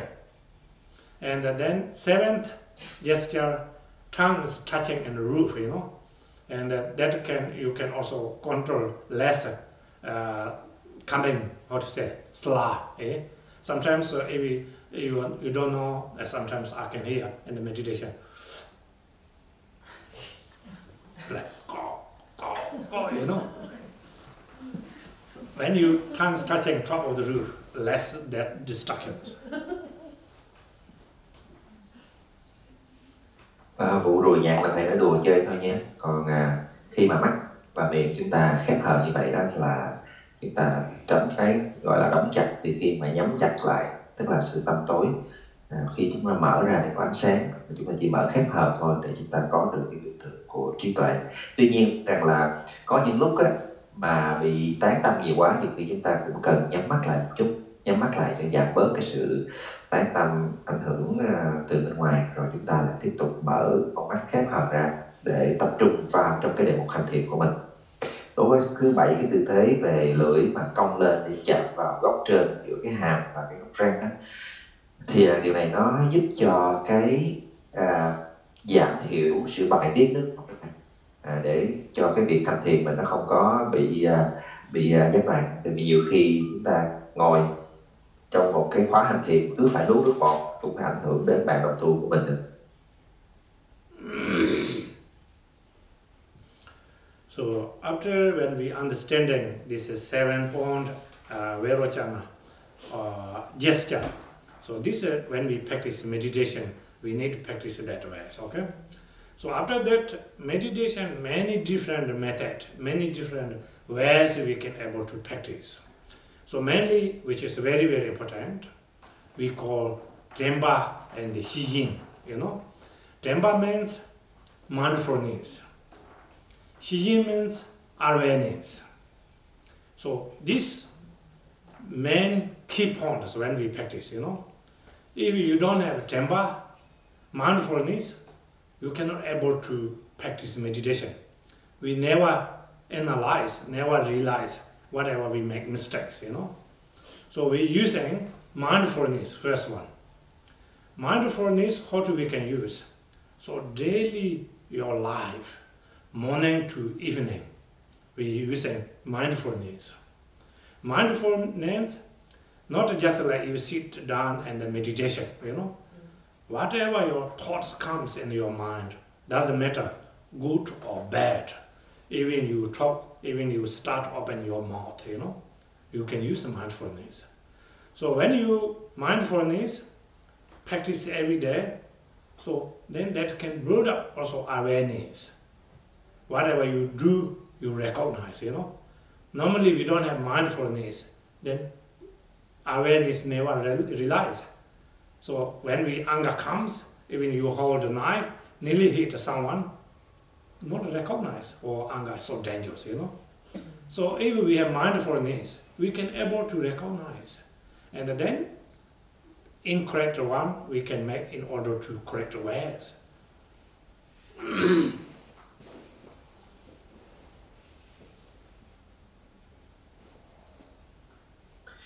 Và trong pháp hành thiền thì có rất là nhiều phương pháp, nhưng mà cái nền tảng của nó vẫn là chúng ta cần phải xây dựng cho được Jampal, tức là chánh niệm, và seizing là tỉnh giác. Thì nếu mà chúng ta không có chánh niệm thì hầu như là không có cái sự hành thiền. Và cái cách mà chúng ta xây dựng cái chánh niệm nó như thế nào? Đó là từ sáng đến chiều chúng ta phải luôn tìm cách huân tập cái chánh niệm của mình để nó ngày càng phát triển hơn. Đó là hãy cứ mỗi lần chúng ta có được cái niệm khởi lên ở trong tâm thức của mình, bất kể là niệm gì mình cần phải nhận ra, mình nhận diện được cái niệm đó là chúng ta đã có chánh niệm. Cái niệm có thể là sơ niệm, có thể là suy niệm hay gì đó, mà nó khởi lên là chúng ta phải nhận diện ra. Thì khi chúng ta càng tập, càng nhìn vào trong tâm thức của mình, thì cái chánh niệm của chúng ta nó sẽ ngày càng phát triển, và từ đó cái tỉnh giác chúng ta cũng sẽ ngày càng mạnh mẽ hơn. Nếu mình không có tập theo cách thức này đó, thì khi bất chợt có một cái điều gì đó nó đến làm cho chúng ta nổi cơn sân giận lên, thì khi mà sân giận lên mà chúng ta không có cái thói quen nhận diện ra, thì ngay lập tức chúng ta sẽ bị nó lôi theo để dẫn đến cái hành xử là tổn thương đến người khác. Đó là cái sự nguy hiểm khi chúng ta không có chánh niệm. So, how to walk? Like, for example, if we have a mindfulness, so you are living in the farm, you are, how to say, a yak guide, or sheep guide, or goat guides, whatever you have, animals, So when you have skillful, when you have mindfulness, our mind, delusion, confusion, anger, emotion is like all the other animals, So our mindfulness is like guide. So when morning you release from farm, all the yaks, sheep, goats, whatever you have, animal.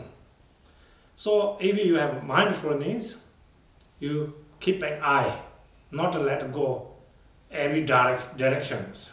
You can try to bring always with mindfulness together. Then evening, when you bring back to home, so easy, not lost any yaks and the sheep and the goat or horse, You can easy to bring home and very safely without missing anything. So as now we are Dharma practitioner, we need to watching on our mind using awareness, mindfulness. We keep in watching. So then, no matter what distractions, confusions, delusions, anger, emotion comes, so not let go beyond that. We can recognize using mindfulness. And then we continually practice. So that reason, many great practitioners, when they are final destination, no need to worry, you can see, when they are after pass away breathing, and they stay meditation stage. Very calm, very peaceful, and even before leaving the condition, it's a dying condition, much better, face more bright, and more calm, more peacefully. Because that mindfulness build up concentration and not taking over distraction, confusion, delusion, thoughts. So that is very important too. We need to practice meditation.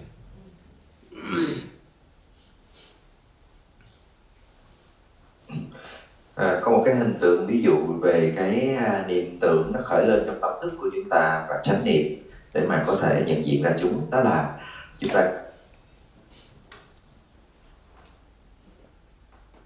cứ tưởng tượng trong cái trang trại, thật là những cái con súc vật ấy cứ xem nó như là những cái niệm tưởng nó khởi lên, còn cái người mà chăn dắt những cái loài đó là cái sự chánh niệm. Thì buổi sáng người chăn gia cầm mở cửa chuồng cho những cái con cừu và con dê, con bò nó chạy hết ra ngoài đồng đi ăn. Nhưng mà nếu một cái người chăn cừu có kỹ thuật thì họ sẽ biết được rằng, có kinh nghiệm thì họ sẽ thấy được rằng là cái loài nào sẽ ăn ở cái góc nào, ăn ở đâu và như thế nào, để khi chiều về chỉ cần họ đi đến, họ lùa đúng cái chỗ đó là tất cả những cái con thú nó ngay lập tức nó lại đi theo cái sự lùa dắt đó đi về trong chuồng một cách gọn gàng. Còn nếu không có chánh niệm, tức là cái người chăn dắt không có kỹ thuật, thì họ thả ra những cái con thú nó chạy lung tung rồi không biết cách chi mà không nhớ được để làm sao có thể lùa cả cái đàn đó trở về lại chuồng. Thì cũng vậy, nếu chúng ta có thực hành, có kỹ thuật, có kinh nghiệm, chúng ta sẽ thấy rằng là niệm tưởng nó khởi lên rất là vô chừng và mọi lúc mọi nơi. Nhưng nếu chúng ta quán chiếu, nhận diện một cách rõ ràng thì chúng ta sẽ không để nó dẫn dắt chúng ta đi xa, mà mình có thể kiểm soát được nó. Mỗi một ngày chúng ta hãy thực hành quán chiếu tâm thức mình, bất kể là cái niệm khởi lên ở trong tâm mình, nó là tham, sân, si, ganh tị, hay bất kể là những cái niệm nào, thì chúng ta chỉ cần quán chiếu, nhận diện ra nó, cứ thực hành như thế. Và chính cái sự thực hành để mà nhận diện ra tất cả những cái niệm tưởng, nó đã tạo ra một cái chánh niệm, nó xây dựng cái chánh niệm, và từ đó nó xây dựng cái sự tỉnh thức trong tâm mình. Các đạo sư đã thực hành như vậy, đã đi trên con đường đó và cuối cùng đạt quả giác ngộ. Và các ngài đã đến với một cái chết hết sức là an bình, tái sinh như ý và nghĩ lạc. So last couple of months, actually we already given teaching these 37 steps, Bodhisattva's ways. So they are also Murchitomi mentioned, you know, which is Jenshi Jiwu Nimbu Tsungzong Chaso Nyomong Tangbo Jimata Bonjom Sepa Jaselali, which means Tremba and Shijin, mindful and awareness. And whatever thoughts comes in our mind, we need to, in order to mindfulness and awareness, we need able to use. Like that is an example, like, you know, mindful and awareness. Like for example, they're holding knife, and if you break like how to say any kind of law, and you holding the which is hot oil, and your hand. So this mindful and awareness, like holding very sharp on the knife. Say, from here to walking to in front door, you walking there, if you dropped one oil on the ground and cutting, chop your head, you know, if saying like this example. So how you be mindfulness? You cannot able to adopt, you know, cannot able to adopt. So now if we don't use mindful and awareness and the daily our life practice, if we make mistakes, so that can make cause of a result, rebirth and the three lorons and so much suffering. So we can think like example that ways we need in order to practice.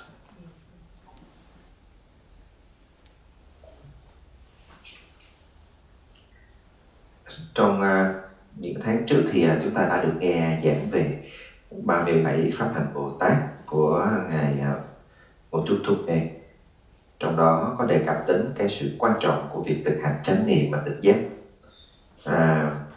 Để chúng ta phải làm sao mà mình có thể nhận diện ra được tất cả những cái vọng niệm nó khởi lên trong tâm thức mình. Cần phải có cái sự chú tâm như vậy. Thì cái sự chú tâm chánh niệm tỉnh giác nó được thực hành quan trọng như thế nào? Thì các ngài đưa ra hình ảnh của một người bưng một bát dầu đầy, sóng sánh và phải đi một quãng đường rất xa. Tuy nhiên sau lưng là có đao phủ đi theo. Nếu chỉ cần một giọt dầu ở trong cái chén đầy sóng sánh mà rớt ra ngoài, lập tức bị chém đầu, thì chúng ta sẽ thấy rằng là để giữ được mạng sống, người đó cần phải tập trung toàn bộ cái tâm thức của mình vào trong cái chén dầu đó như thế nào, để giữ cái chánh niệm luôn luôn thường hàng như thế nào để tránh cho cái chén dầu không phải bị sánh ra ngoài. Thì cũng vậy, trong cuộc sống chúng ta cũng cần phải có được cái sự chánh niệm trên mọi cái vọng tưởng ở trong tâm thức của mình để tránh cho chúng ta phạm phải những cái ác nghiệp không hay. So without mindfulness, very very difficult, you know. So even that Murchitomi said,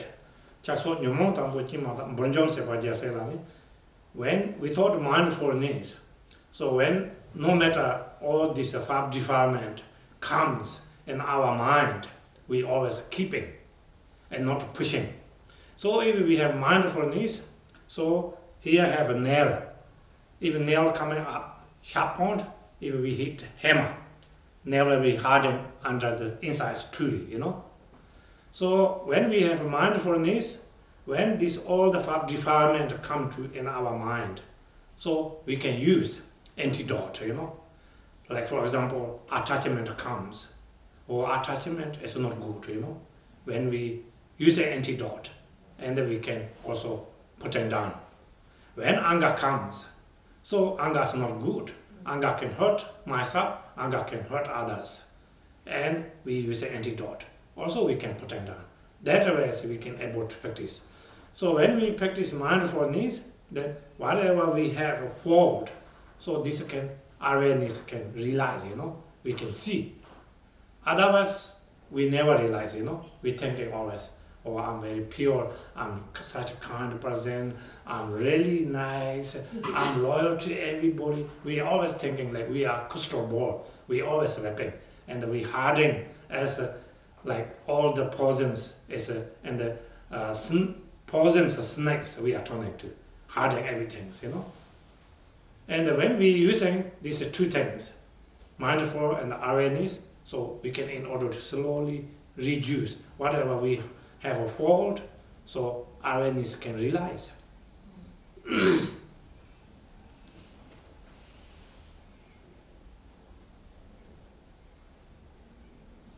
Và nếu mà chúng ta không có chánh niệm như Ngài Thúc Mê nói rằng thì thật là nguy hiểm, tại vì lúc đó những cái ác niệm nó lại thoải mái tung hoành trong tâm thức của mình. Khi chúng ta có được chánh niệm thì những cái ác niệm đó nó nổi lên, lập tức chúng ta nhận diện và có được cái pháp đối trị để làm tan biến đi những cái ác niệm đó. Chẳng hạn như khi sân hận, giận hờn nổi lên, chúng ta nhận diện ra cái niệm sân hận đó, nếu tiếp tục đi theo nó sẽ làm hãm hại bản thân ta, người xung quanh. Mình sử dụng những cái pháp đối trị đã được học để mà hóa giải đi cái sân hận đó. Giống như là ta đang cầm sẵn cái búa mà hãy định nó trồi lên, chúng ta có thể gõ vào để mà đóng nó lại trở lại mặt bàn, không để nó trở thành một cái chướng ngại ở trên cái mặt bàn. Thì tất cả những cái ác niệm nó nổi lên cần phải có được một cái pháp đối trị ngay lập tức ở trong tâm chúng ta. Và để có được điều này thì cần phải có chánh niệm.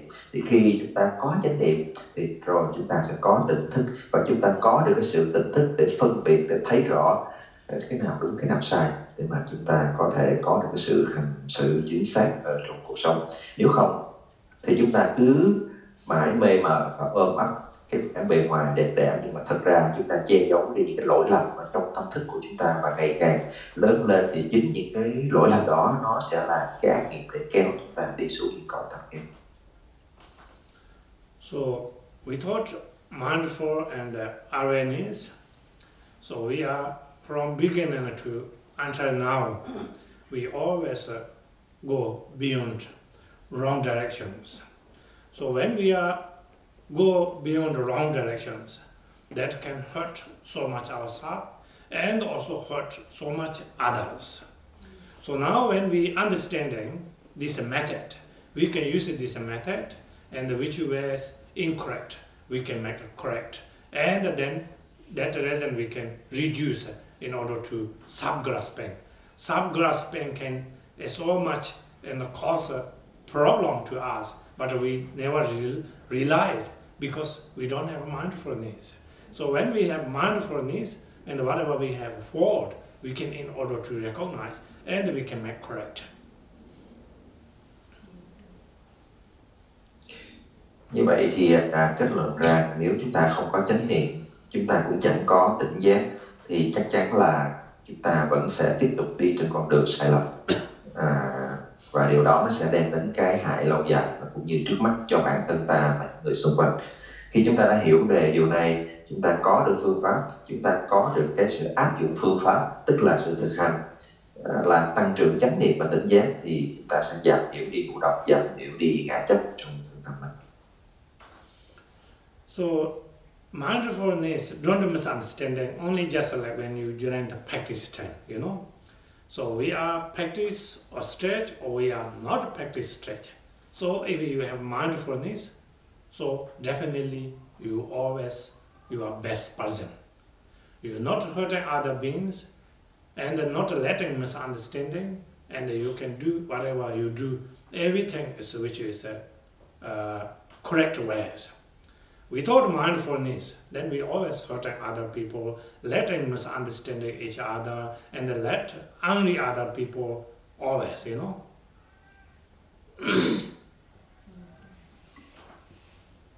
Và cái trách nhiệm thì chúng ta đừng hiểu lầm là nó chỉ khởi sinh ở trong cái thời khóa thực hành của mình. Chúng ta có thể thực hành chánh niệm ở mọi lúc mọi nơi, và cái chánh niệm đó nó cũng không phải là dành riêng cho những người thực hành pháp. Tất cả chúng ta cần phải xây dựng cái chánh niệm đó, vì có chánh niệm thì chúng ta mới có được cái hành xử chuẩn xác và tốt đẹp ở trong cuộc sống, nó không có làm tổn thương bản thân chúng ta cũng như người khác. So when you practice meditation, don't to excitement takes time. Of course, it's very easy to realization or very easy to get something like very quickly result. So not that wise, you know. It's also not self-wise. You can put effort, definitely you can get good result. If you don't put effort, not only just meditation, anything, you know, whatever you wishing to do, cannot able to get result. So therefore, you put effort and carry right motivation with generating bodhisattva mind, guarantee you can get good result. So no need to thinking, like first step, second step, third step, you know. You can automatically update. You don't need to like thinking, oh, I receive like, for example, shamatha meditation, insight meditation, and then Mahamudra, Dzogchen. No need to think that way. You can practice, you can develop everything, you know. If you don't practice, no matter you how much high yoga tantra receiving teaching, no different at all. So that reason I also encourage our students. Main important practice Mundo. We can purify past, present, future negative karma. Mundo also not just only preliminary. Actually, everything included, you know, if you practice Mundo. Visualization there, meditation there, prostration there, recitation there, everything included. But not many people understanding that.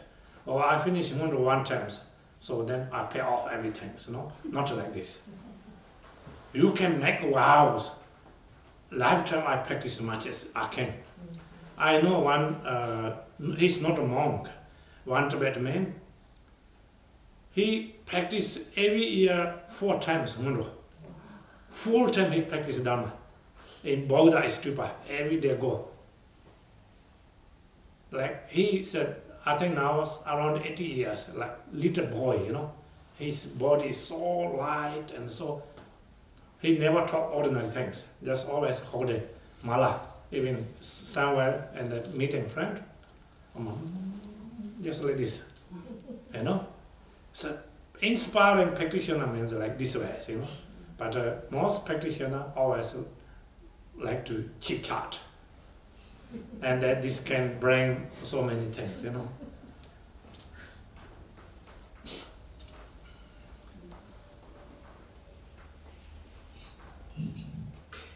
Và khi chúng ta bước vào việc hành thiền thì chúng ta cần phải có thời gian. Chúng ta đừng có khởi lên những cái mong muốn kiểu như rằng là cố gắng thực hành thì chắc chắn sẽ rất là nhanh có được kết quả, rồi rất là nhanh sẽ có được cái quả vị nào đó đến với ta trong cái việc hành thiền. Chúng ta không nên có những mong cầu như vậy. Chỉ cần chúng ta phải có được sự kiên trì và sự nỗ lực thì chắc chắn cái kết quả sẽ đến. Khi Thầy nói rằng chúng ta có được cái nỗ lực trong việc thực hành của mình, chúng ta có được một cái phương pháp đúng đắn, chúng ta có được tâm Bồ Đề để thực hành cái pháp tu ấy, thì sớm hay muộn gì cái kết quả cũng sẽ đến với chúng ta. Điều gì cũng vậy chứ không phải riêng ở trong những cái phần thực hành giáo pháp. Và khi chúng ta hành thì đừng nghĩ rằng là chúng ta đã được thọ nhận những cái giáo pháp về thiền định, đã được hướng dẫn về thiền quán, đã được nghe về Đại Thủ Ấn rồi thì chúng ta đã có nhiều kiến thức và có những cái sự khác biệt. Không phải vậy. Chúng ta phải biết rằng tất cả những cái điều đó nếu không có cái sự thực hành thì cũng chẳng có cái gì khác biệt. Quan trọng nhất là phải thực hành, và thực hành Thầy đã khuyên rất nhiều lần mà chúng ta cần đi từ căn bản, bắt đầu từ mantra, là một cái nền tảng mà hầu như đã bao gồm tất cả mọi điều ở trong ấy. Nhiều người không hiểu, cứ nghĩ rằng là đã thực hành mantra rồi và đã làm xong hoàn tất hết một lần rồi và cho rằng như vậy là đã có thể trả được hết tất cả mọi cái nghiệp trước đây. Thầy nói rằng là ở Bồ Đề Đạo Tràng thì biết một vị tăng sĩ thực hành mantra 4 lần một năm, vị làm 4 lần mantra và nhìn vị vô cùng khỏe mạnh, lớn tuổi nhưng rất khỏe mạnh, tràn đầy năng lực, luôn luôn cầm mala trên tay, không bao giờ có cái chuyện mà ngồi nói chuyện phím với ai bất kể điều gì, lúc nào cũng chỉ chăm chú vào trong việc thực hành. Đó là cái sự tinh tấn, đó gọi là cái sự nỗ lực trong thực hành. Okay, I think we can stop here. Question answer.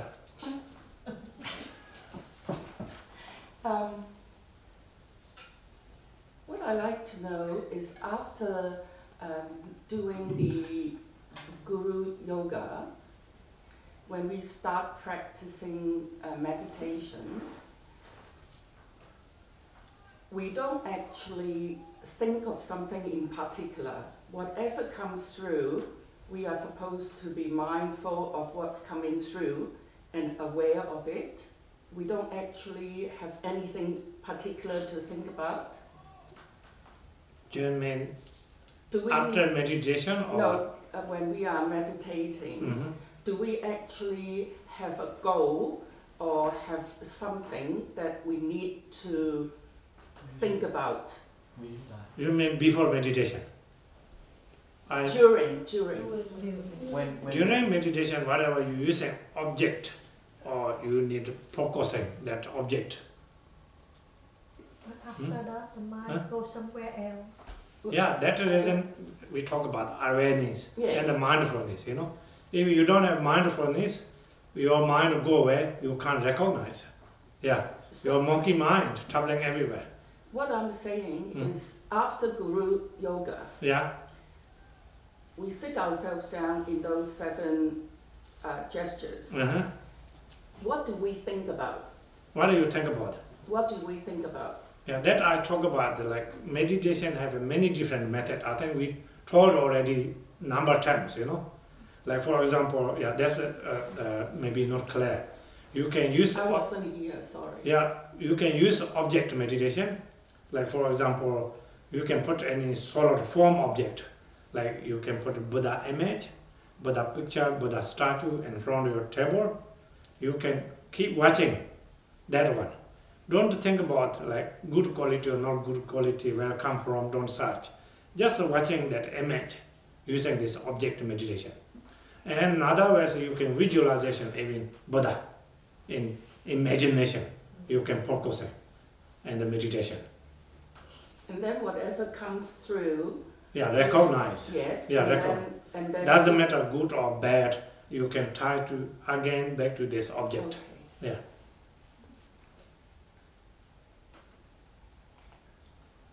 Rinpoche, actually what is mind? Is it conscious? You say that mind, we have mind. Is it like a spirit after we die, the mind still exists? You mean our consciousness? Yeah, is it mind equal to consciousness? Yes. Consciousness, our mind is like never died, you know. We call unborn natural mind. Unborn. Yeah, no beginnings. No beginning. Yes. No ending too. No end up to our hand. Oh. Yeah. Yeah. And so our mind means like, how to say, like for example, we cannot like describe mind as like this or that, you know. But this, we own our practice and we need to analyze or find our mind. Some people may, when say like in the 3-year retreat, you know, training, some people said, oh, mind is like yellow or gray or red, some shapes or some design, but not. This is just thoughts, you know. Mind. Mind is, how to say, like our mind, like now you can feel, you know. When you're happy, you can feel something by. When you're sad, you feel by something, you know. But you can't see that shape or design or what it looks like. This generally we call mind. When we died, we also experience, and we reborn low experienced by that, not our body, suffering. If we are reborn and pure land, also experienced by on that kind of feeling. We don't have, when we died, we don't have any physically forms already. That's we call consciousness, our mind, whatever we call. So how about wind? Is it wind? What is wind? Huh? Wind. Wind. You said the circulate, the wind. Is it Wind, we have hot and cold breathing. That's what we borrow from element. Yeah. element? When we are died, no longer appears. No more wind. Already dissolved into the wind. You Yeah. won't feel it. That reason, when we died, our body, whatever have, if you filling out skin sit like this. Now our consciousness, our wind, and our everything together. Even you can take out skin immediately flat, you know. Together all the five elements. When we died, you live up, skin live like that, stay. Our body turned into rock already. That is like an energy. Is it an energy? Not just energy. Not just. Like we are living in a guest house. Uh-huh. Yeah, we rent out all those things. So then no feeling anything, all those things. Mm-hmm.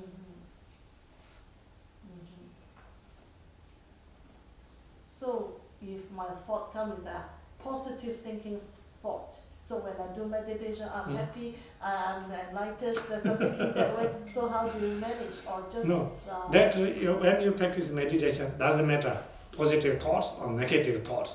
Just you recognize, don't try to follow.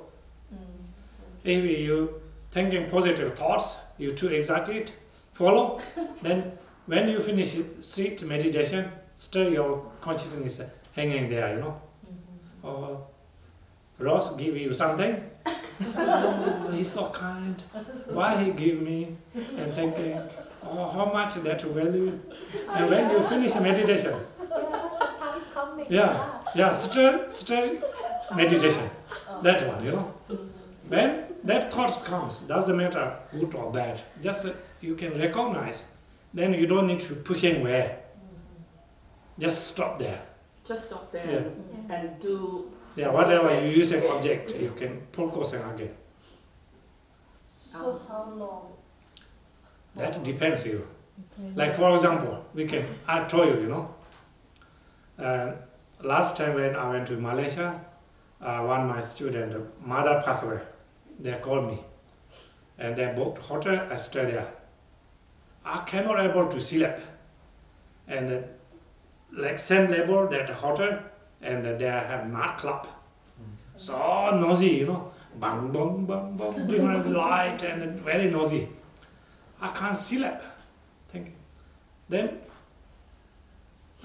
everything's really mind, you know. Try to not hear. When you think that way, actually you can switch off, you know. Not disturbing them. If you otherwise keep focusing, why they like no sleep all night, like practice that way, you know. Keep thinking, keep coming in your mind. Then you cannot able to sleep. So everything same, you know. When you meditation, if your thoughts comes, you follow and searching. So when your body sit there, meditation, but your consciousness all followed by that thoughts. It's getting a lot clearer for me now. Thank you. But really meditation, I fell asleep, snore. Yeah, that's good meditation. Never be turning crazy. So I have to open my eyes. No, when you feel sleeping, we have 3 obstacles meditation, you know. Saying, more, tap. Saying, more, tap. 3 obstacles meditation.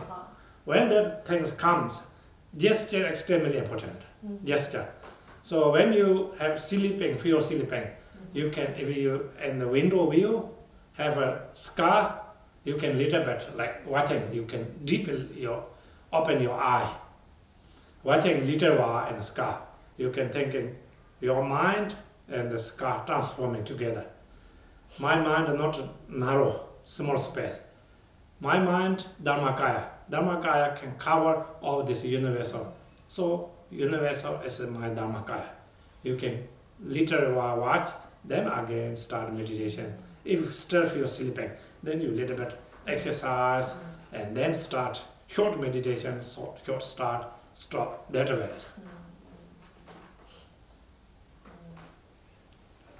No need to worry sleeping, okay? How to control our monkey mind when you No, meditate? no need to, cannot control. So just awareness. Yeah, like using mindfulness, you recognize. Okay. If we try to control, we cannot able to control our mind. Even you have like 1,000 kilos safety box, if you try to put in your mind cannot stay inside safety box. Just awareness that is Yeah. going and pass through. Yeah, whatever thoughts comes. So during the meditation, you recognize that confusion, delusions, you know. Don't ask why, where it come from. Just recognize, then you can focus on whatever you using object. Like breathing, meditation, you can focus on the breathing. With the object, you can use object meditation. And you can examine your mind, what it looks like, what color, what shapes, you know. Also you can focus on that. Many different ways we can practice. We have it. Yeah. When I meditation, my mind is really quiet. I don't have a thought, I don't have anything come up. Is that correct or not correct? Nothing come up. Maybe you don't recognize thoughts. It's nothing, it's a thought, no thoughts, not possible. No No. thought, not Nothing you not recognize. Huh? Not recognize thoughts. I just, Sometimes when we meditation, you know, like thoughts comes, we don't recognize, you know. So many people saying, oh, I have no thoughts, I have no dream. That's not true. Unless you are really, really high practitioner, you know. Because that reason we need, in order to watching, you know. Everybody have thoughts, everybody have confusions. Recognize or not. Most time we don't recognize. We have daytime, all the delusion, confusion, thought. Night time also we have all the confusion, dreamings. But when we too heavy sleep, we don't remember anything, you know. but that concentration on breathing and breathe out. Yeah. I know that I'm breathing. Mm-hmm. I just think about my breathing. Mm-hmm. I'm breathe out. Mhm. That's the only thing I Yeah, that time, like, because you using object, breathing in and breathing out, you focusing there, you know. mm. But between me, that also have many thoughts comes. I didn't realize that. Yeah, need to focusing. Any time of the day is the best time to do meditation. Like you said, early in the morning, once we wake up. I think like after lunch is not a very 2 o'clock, morning, 2 o'clock. morning 2 o'clock. Really? Don't forget to have your No. alarm clock. Best time is really like 5 o'clock, you know. 5 o'clock. Yeah, because no distraction, very peaceful, very quiet. Yeah. Evening not so easy to meditation, especially if you work very hard, you're tired, you know. Then sleeping, meditation turn into sleeping pill. I'm skipping to you. And any day of the month is the auspicious day for doing meditation. You do it As every a day. good practitioner, every day is a special day. She's being lazy to actually a day. Rinpoche, what did you do in Malaysia? You turn off your mind when it's so noisy. What did Because that reason Buddha said, everything in your mind, you know. You don't focus on that part, really you can switch off. If we focus on too much that part, then cannot see that. Like, I can tell you one story, you know. Last time, that Australian monk, he's coming from Queensland, when I was Tasmania living. He meditation. When he come to center, normally they charge $24 one night. I told his monk doesn't have money. I know Western monks, nobody support, you know, have no money. And next to Rome, normally Lama visit Rome, I put a very nicely hand there. But we have also renovation a little bit and putting new door. First day when this Buddha comes, he walking. He's so angry and coming upside. Just I don't know anything. Just I pretend. Just I leave. And the second day morning also, when Buddha come early, and then he coming and upside and shouting me and shouting everybody. I told him, what happened? Oh, you disturbing my meditation, you know. Then I thought, what kind of meditation? You are not control your anger, just in temporarily. He said, oh my God. First he's very, very angry with me. Then quickly he opened door and go inside, shut down door. Then he didn't come out to lunch. Around 3 o'clock coming out, and he said, sorry Rinpoche, I didn't recognize. Really, my meditation is not good.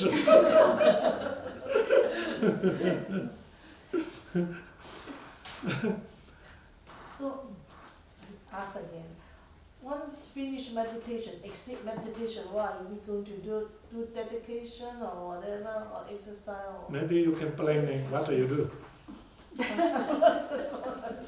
So no need to do dedication. No, just joking. Yeah, anytime. Every time when you practice dedication, very important, you know? Yeah, dedication is like saving.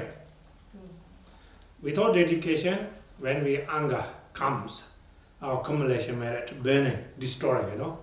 When we are dedication, accumulation merit, anger comes, anger bad, but anger cannot able to distort. You working very hard, you have salary, you put it in a saving account.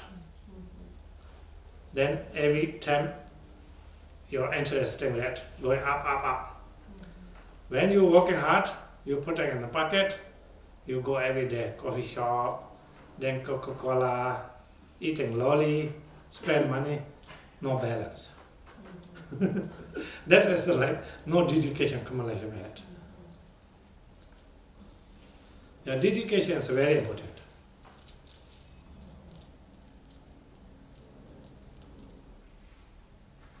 Any question, Nirmala? Oh, Nirmala gone. Thank you. Thank you, Rinpoche. Gonna just summarize a little bit what we have discussed here. And I will doing the translation for people. Như vậy thì vừa rồi các Phật tử có trao đổi với thầy một số nội dung khá nhiều, nhưng mà chắc tóm tắt một ít lại.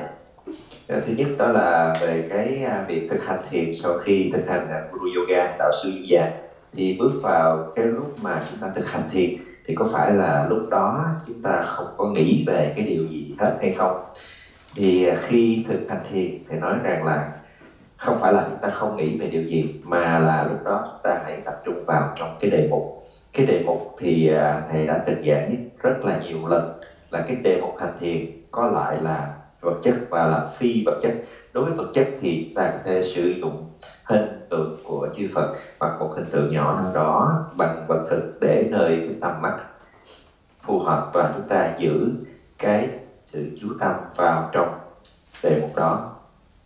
Còn đối với đề mục phi vật chất, đó là chúng ta xây dựng quán tưởng hình tượng Đức Phật nơi hoặc là bổn tôn mà chúng ta yêu thích nơi trong tâm mình, từng chi tiết dẫn đến rõ ràng, và chúng ta cứ giữ tâm mình nơi đề mục đó. Bất kể vọng niệm nào xảy ra, mình cũng chỉ cần nhận diện và trở lại với đề mục. Phần thứ hai là nói về tâm, mind và thức là conscious. Thì khi nói về tâm là không thể mô tả được, như chúng ta đã từng xem các kinh cũng biết tâm là bất sanh bất diệt, không đến không đi. Và khi nói về tâm thì nó không có hình tướng màu sắc.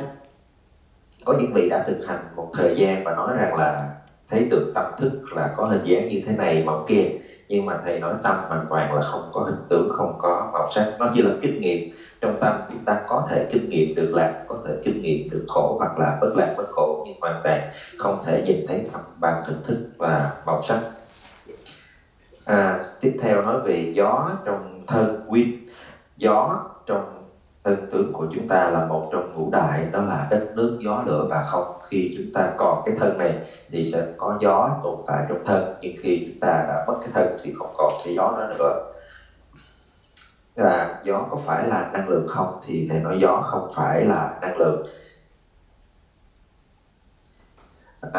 Khi chúng ta ngồi thiền, điều quan trọng là không chạy theo những cái vọng niệm. Có những lúc có những cái niệm nó khởi lên rất là vui, rất là hoan hỷ, rất là an lạc, nhưng điều đó cũng không được phép chạy theo. Tại vì khi chúng ta kết thúc thời thiền rồi thì những cái đó nó cũng sẽ biến mất đi. Và một trong những cái điều nó làm cho chúng ta tán tâm chính là những cái vọng niệm, bất kể nó là vui hay buồn. Do vậy không chạy theo vọng niệm, chỉ chú tâm trên định, nhận diện ra vọng niệm, rồi sau đó nó tan biến, chúng ta lại trở về với đề mục.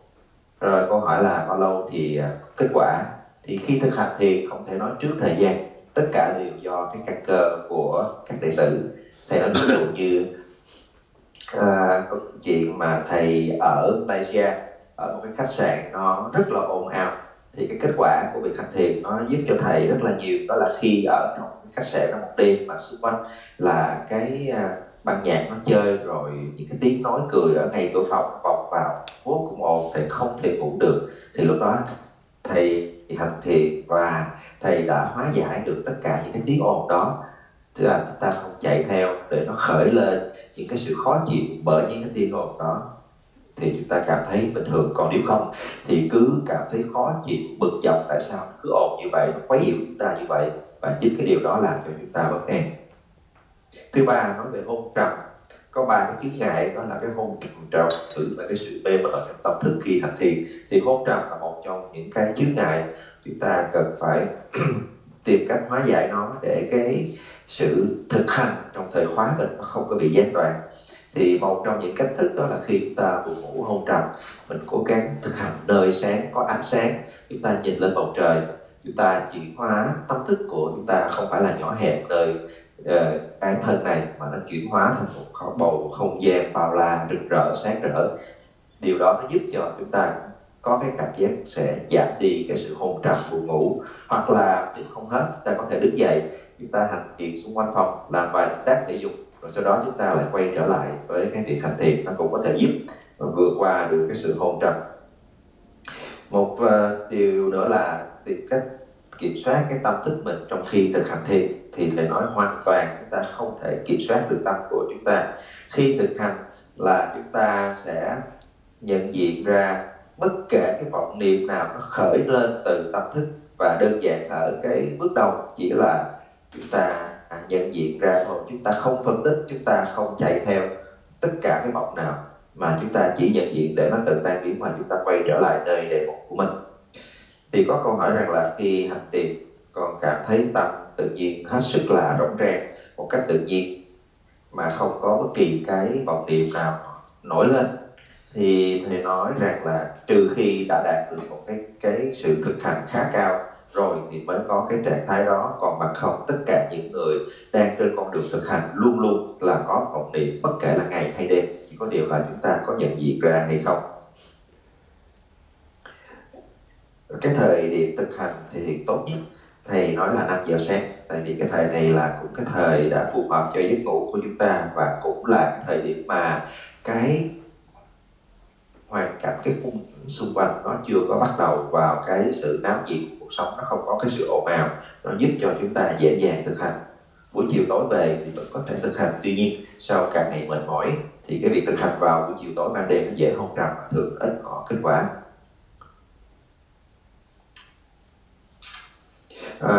Thực hành vào ngày nào tốt thì bất kể lúc nào chúng ta có thể thực hành thì lúc đó đều là ngày tốt.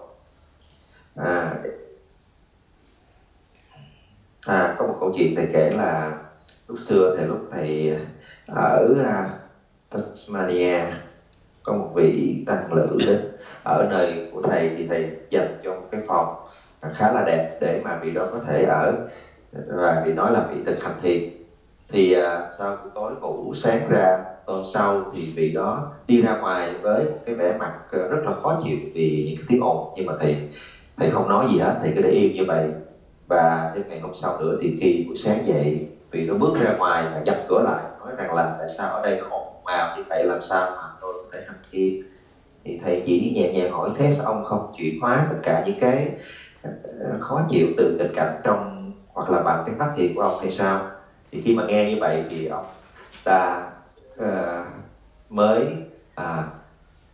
tán thán ra một câu và biết rằng là mình đã chưa có được cái sự kết quả thực sự trong cái pháp hành thiền, và ta trở lại phòng thiền. Và sau đó ít giờ thì đi ra để xin lỗi thầy vì cái hành vi như vậy.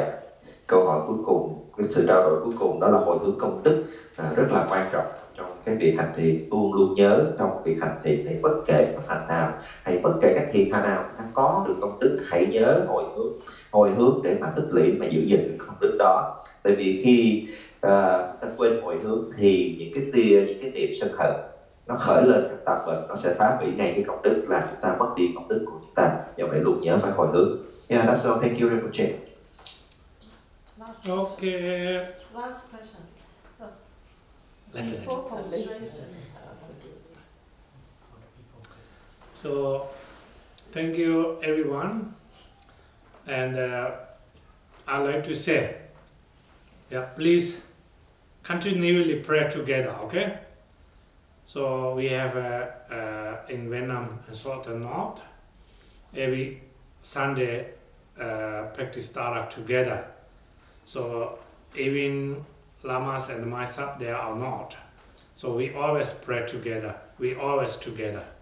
So otherwise, sanghas not there, then practitioners also take away. So not good things.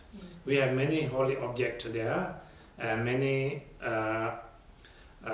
students practice together. How to practice? No, and from Vietnam and the US and Malaysia, everybody pray together, and this can beneficial to world peace. And we all pray hard to this Corona-19 pandemic quickly dissipate, and we were meeting together very, very soon. If you don't practice diligently, then we don't know it takes a long time or comes together or not.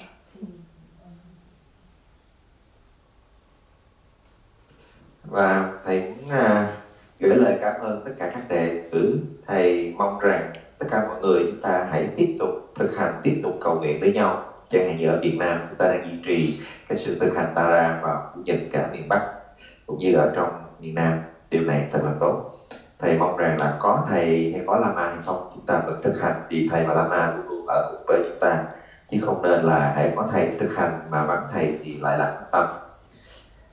Chúng ta đã có được đạo tràng, có được trung tâm, có được mọi linh tượng và những điều kiện cần thiết đầy đủ cho việc thực hành. Do vậy chúng ta hãy cùng với nhau chuyên tâm vào việc thực hành, nguyện cầu cho thế giới được an bình, hòa hợp, nguyện cầu cho dịch bệnh sẽ nhanh chóng chấm dứt, và chính cái việc thực hành nó sẽ giúp cho chúng ta có điều kiện đủ duyên để sớm gặp lại nhau. Yes, so, we should do meditation first in the morning and then prostration and so forth, like just a sequence like that. Yes.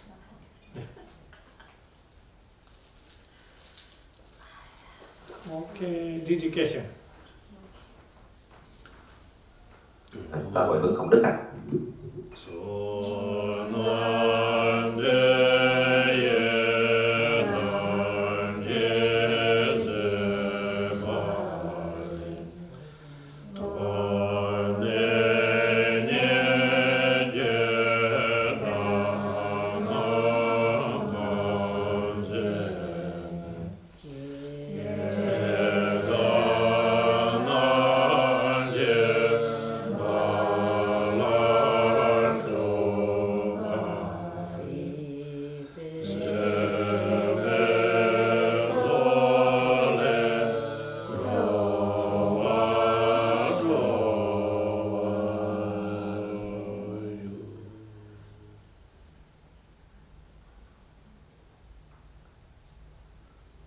Thank you. Thank you, Rinpoche. Thank you.